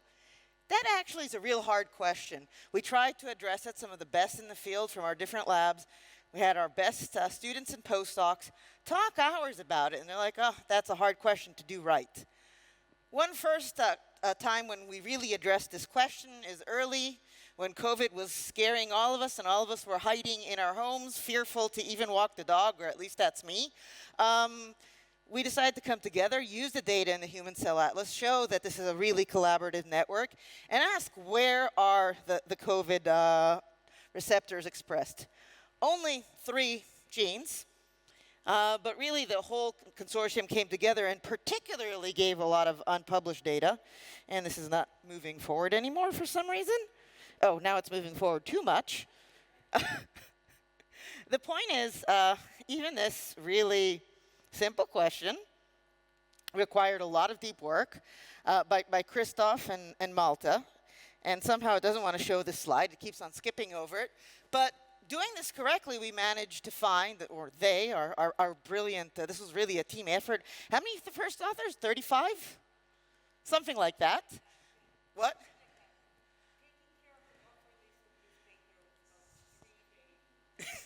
The point is, a lot of people came together, and we managed to identify all the major cell types that later played a role in disease pathogenesis. I think one of the most important questions that we're trying to use the Atlas for today is what cell populations change. How do they change between disease and normal? How do they change between, after a perturbation, such as drug? And most of the papers out there, they're treating this problem wrong because we're trying to first find the cell types, the cell clusters, and saying which cell populations change. And the problem with that is, one, it's not very robust because the way we do our borders of the clustering isn't very robust. And second of all, there's actually quite a bit of phenotypic shifts within a cell type. Often the most important stuff is happening within a cell type. And for a while, this really frustrated me. And I'm a big believer that, in an ecosystem of methods, and there's not one method that solves all problems. And this method isn't perfect, and I can say that this would be the one method I would use today for looking at populations, because I didn't develop it. This was developed by Emma Dunn at John Marioni's lab, and now this is the best method to look at computational shifts. And the idea is to work a priori. So to build a neighbor graph and ask what neighborhoods, in an unbiased and systematic ways, are changing, what local neighborhoods of similar cells. This goes beyond cell types and allows you to tell you what's going on between these two conditions, a disease, a non-disease, a perturbation. And then there's a lot of really smart statistics that goes in there to make sure that there's not any biases and confounding factors and technical reasons to get these p-values. So, this is like my one advertisement. And speaking of the immune fetal atlas, which we just heard about, this is where it was used, one example, where it really mattered. Because when you clustered, and even when you fine clustered, you couldn't find really distinguishing things. You see each of these columns, no matter what you do, they cluster together. And if you would compare at the cluster level, you would miss the beautiful biology of how these immune cells go into the different organs in the first trimester, serve a role there in disease repair, tissue repair and things like that, and only really get their immune function, these are sort of macrophages, after we move to bone marrow hematopoiesis. But really you wouldn't be able to get this temporal trend of how populations change over time without an algorithm like Milo. Now, Milo is only as good data integration. Milo assumes that you've integrated your data correctly, and Fabian showed us some beautiful work about data integration. And we have, and I love Fabian, I think he's the greatest, but I'm going to poke holes into him, because that's one of my hobbies. Data integration at the cell type level, we've really solved. But at the end of the day, because we want to do this for such complex, and we've heard the word complex all morning, and because there's so much batch effects, and computers are dumb. Deep learning is dumb, and particularly deep learning doesn't know the difference between the biology that we really, really care about and between batch effects. It doesn't know. And so we can get it at a rough scale, but not at a fine scale. We can get severe COVID phenotypes that we don't see in normal, but we can't get the more subtle things. So I'm really urging the field to go and collect sufficient statistics. Sufficient statistics at the level of single cells, sufficient statistics at the level of samples to find what's biologically meaningful, to help these powerful yet dumb algorithms integrate better. In this example, it's work, C cells, where we try and say, let's take each individual sample, and for this sample, summarize the main distinct cell states in the sample. So you can think of it of very, very fine clustering. You can think about it of, let's enumerate all the distinct sets we could recognize in this. Amos Tanai first brought upon, talked about this concept. It didn't catch on. I really loved it, and we worked really hard to do something that works, particularly for a taxi. Now, the aggregation really helps. So here, if you want to talk about solving regulation, certainly doesn't solve regulation, but by aggregating in a really good way very similar cells, including rare cell types, we can pick up regulation a lot better. This is, how well accessibility and gene expression correlates in hematopoiesis at the single cell level using all correlated sites. And after we aggregate with C cells, you can see that the signal pops up cleaner, better correlation. All the relevant cell types match with their correct driving transcription factor. But we can also use this for data integration. And again, this isn't perfect yet, but for data integration, we can now pick up more subtle signals. So we looked at the same beautiful COVID data set that the CZI made public to all of us, and we found the progression of CD4 cells that you simply could not get using all the different standard data integration methods where we could pick up time of disease. This was labeled data.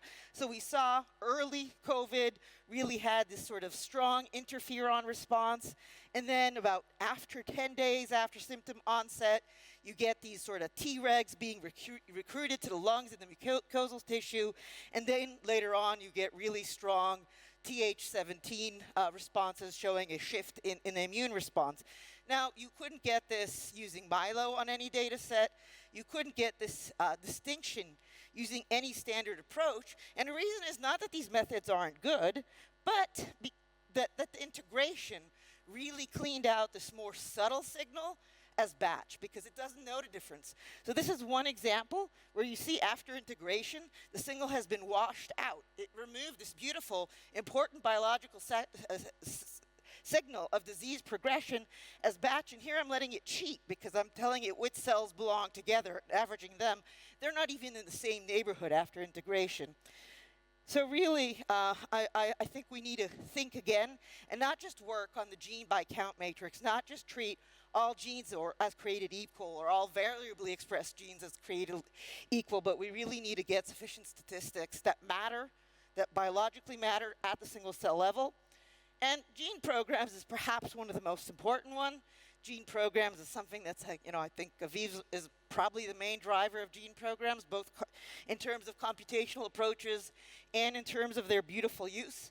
But what is gene programs? Right now, at the end of the day, if you strip off fancy names and giving each one a new name, it's factor analysis. It's breaking the matrix down. And there's just so many ways to do it. It's an unconstrained problem. We even do this in every single cell analysis when we do PCA. That's one of the simplest factoring. We're breaking it down to factors and representing our single cell as factors. The question is, can we do this in a better way?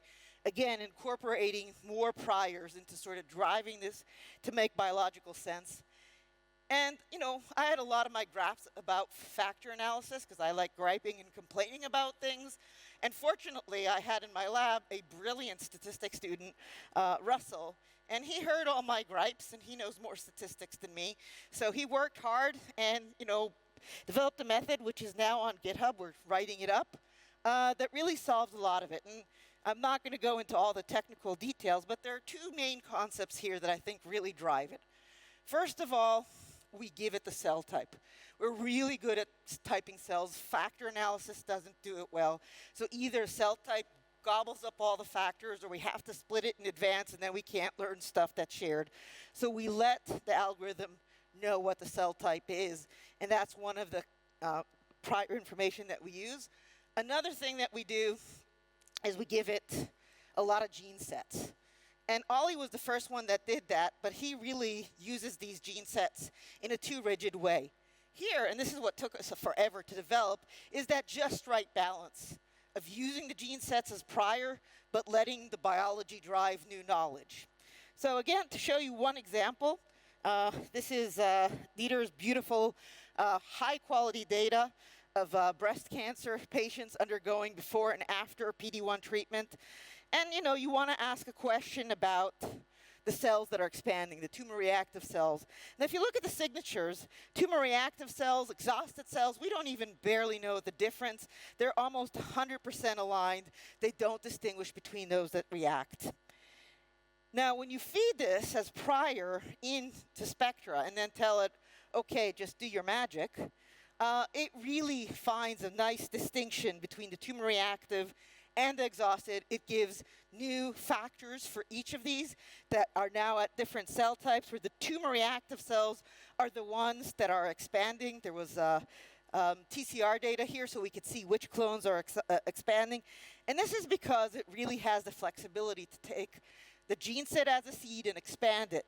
So here, while we started by 2 highly overlapping gene sets that were quite small, now we can expand it from 8 to 42, and many of the genes that it got expanded were recently published as related to tumor reactivity.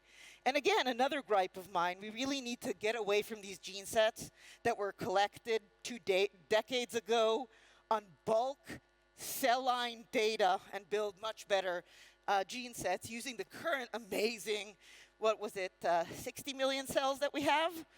And so really, this is where we need to go. We need to break each cell down, not to a bunch of unrelated genes, but each cell should really be represented by the gene programs, by the biology. This will be, again, a much more robust statistics that will allow all these amazing integration algorithms that Fabian is driving to really be able to distinguish batch and biology much, much better.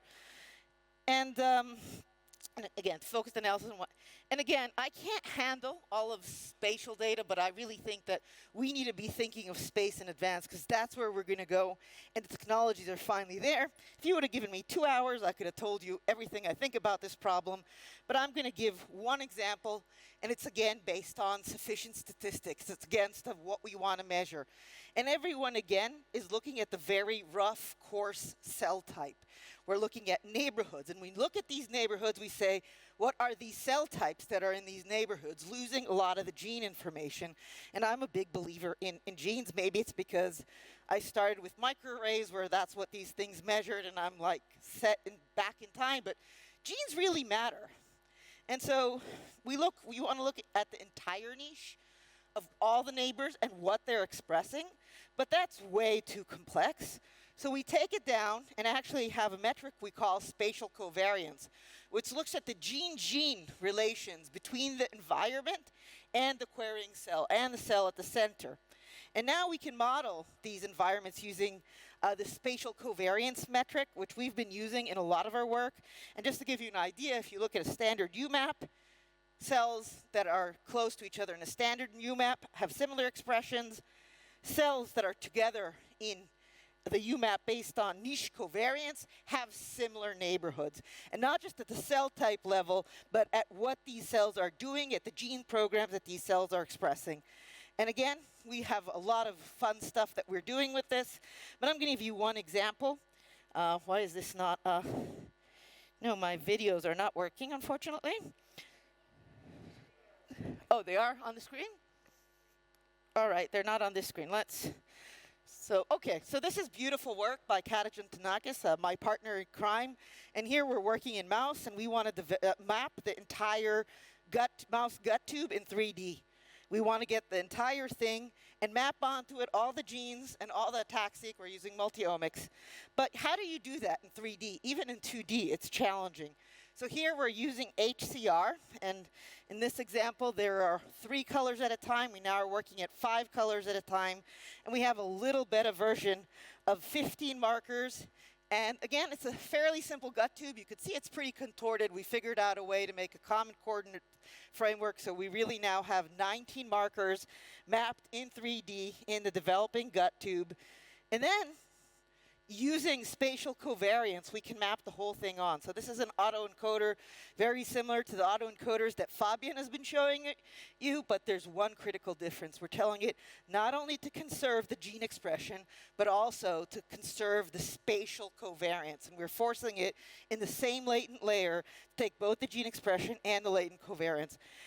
I can show you like a ton of statistics that are going to show you that this really beats all other methods in tons of data sets and in tons of metrics, but this is one example to show with leave one out that this really gets it right. We also compared it to some SecFish data. So now this is still, version 1. But even this version 1 with only 19 reference genes, we're working to get it with 40 reference genes, which we think will really cover it. You can really begin getting a 3D view of 2,000 genes, which we feel that we've mapped relatively well as the ATAC-seq, because we're doing it at a multi-ohm. Really, this is very simple. Most organs are a lot more complex than the gut tube, but it's a first shot of going towards a 3D atlas fully annotated with molecular attributes at each and every entity. And again, what drives this is good sufficient statistics of the niche covariance.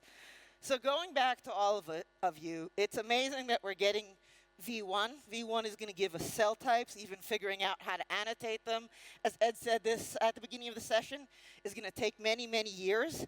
But if we want to go into more subtle biology, if we're so excited about diversity and to capture the diversity and collecting samples with diversity, we're going to have to think of biologically meaningful entities and sufficient statistic beyond genes times cells, which we can build up in our atlas and then can be used for more faithful and more efficient querying.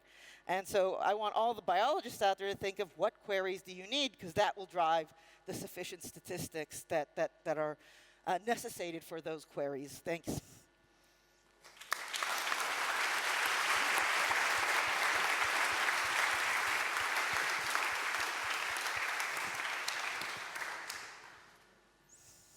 That was legendary.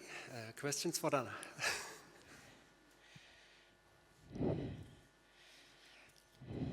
Thanks, Dana, for the nice talk. Yeah, I'm Jin Miao from Singapore Immunology Network. So I have two questions. The question one is how C cell retain the rare cell types when it tries to aggregate the neighborhoods into one big cell.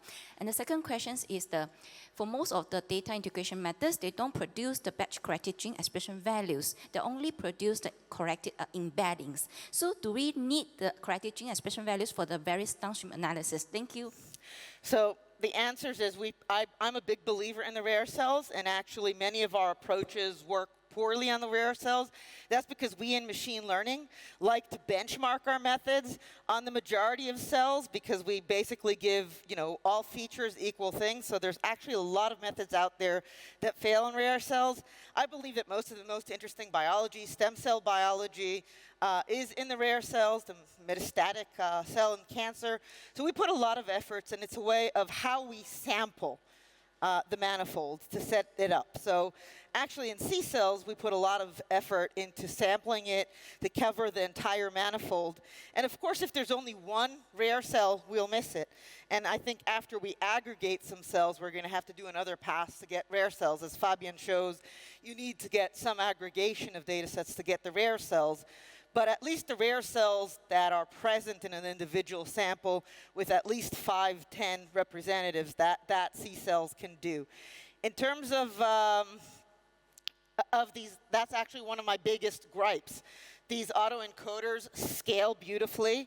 They can take 10 million cells, but they give you an embedding. They give you a UMAP. They give you cell labels, and often these cell labels that are very coarse level.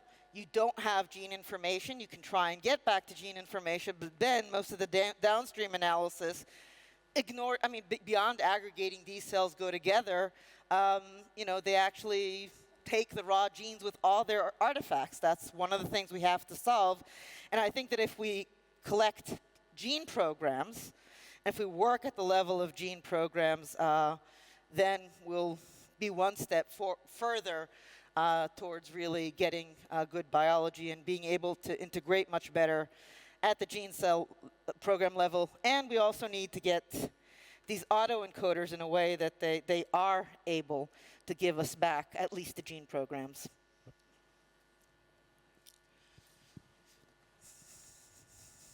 Hey, Dana, thanks for this fantastic overview. In particular, I'm envying your envy colors. Very nice name. You always have the funniest names.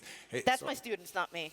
I was wondering about the gene programs. This is something I've been always hoping with, and I guess all with the factor models. You know, it's kind of clear that we bring up clusters of genes, but we don't have names for that, right? So that's the beauty of all these, as you say, 20-year-old cell ontologies. They have these beautiful names that sort of evoke, I don't know, bins in our heads, how we sort of think about reality, which maybe not how it really is, but you know. So how would you think, if we really now make data-driven categories, how should we build those names to really make things interpretable? Do you think we should transfer those old ones and just update them? What's your take on that? So should we completely start de novo and give... So again, I'm not saying I did the be-all, end-all. This is just sort of one step in the right direction. But Spectra takes cell types from the biology. So basically, it takes cell types as prior information from the outside, and actually that's hard encoded. So the soft part is all the billions of shitty gene sets that you feed it. So cell types are fed by the biology, by all of our efforts here, by the Human cell Cell types Atlas we get. 1. The names, I believe, but the gene module names. That was The gene module names, I mean, you get factors that I think are more biologically meaningful, that take both the data and our prior gene sets into account. Then, you know, we have to count on our biological partners to give them names, but at least we give them factors that are more meaningful and driven both a little bit by prior knowledge, so the decomposition will be pushed in the right direction, but also very much driven by all our amazing data that we're collected, and not by gene set ontologies of a cell line from 20 years ago. I think, Dana, the question Fabian is asking is where does the name for the gene set comes from? So one option, if I heard in your talk and true in general, is that sometimes it's just a refinement. You already have the name, but in the context, actually, the program is different, but you can actually transfer maybe the name.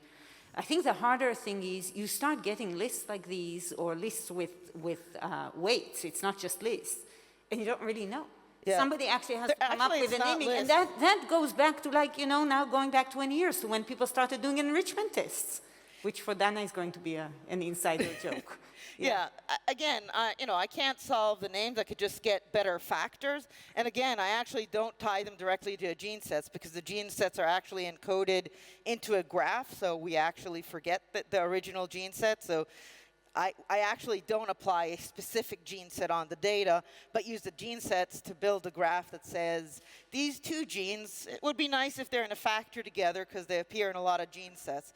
But yes, how to label them, that's a good problem. But, you know, I worked on the first one of just how to get good factors, and hopefully, you know, if we can get good factors on important data, there will be some biologists who would jump up and annotate them. In this case, it was Thomas Wally, who's an immuno-oncologist that's currently in the lab, and was very excited by the factors he was getting. One last question.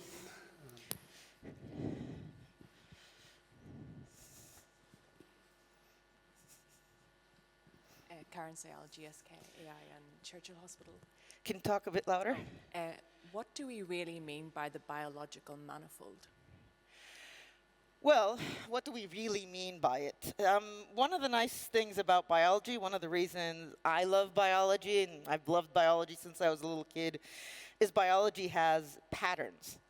And what you see in this data is that at the end of the day, we're measuring 20,000 genes, but the actual geometry of the data can be approximated by a much lower dimensionality entity.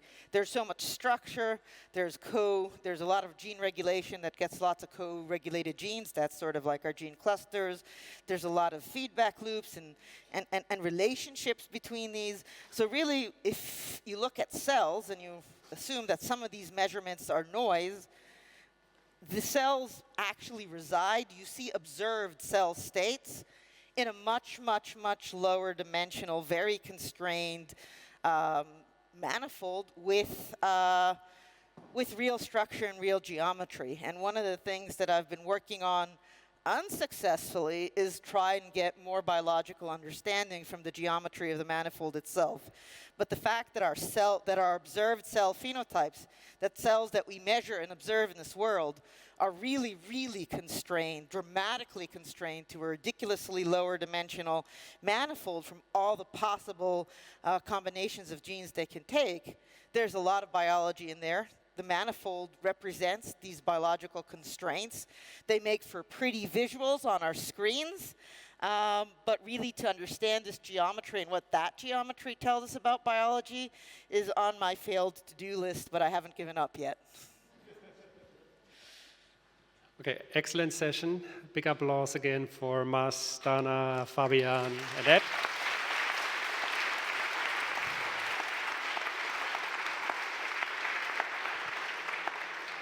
So we break for lunch and we are back at 2:25.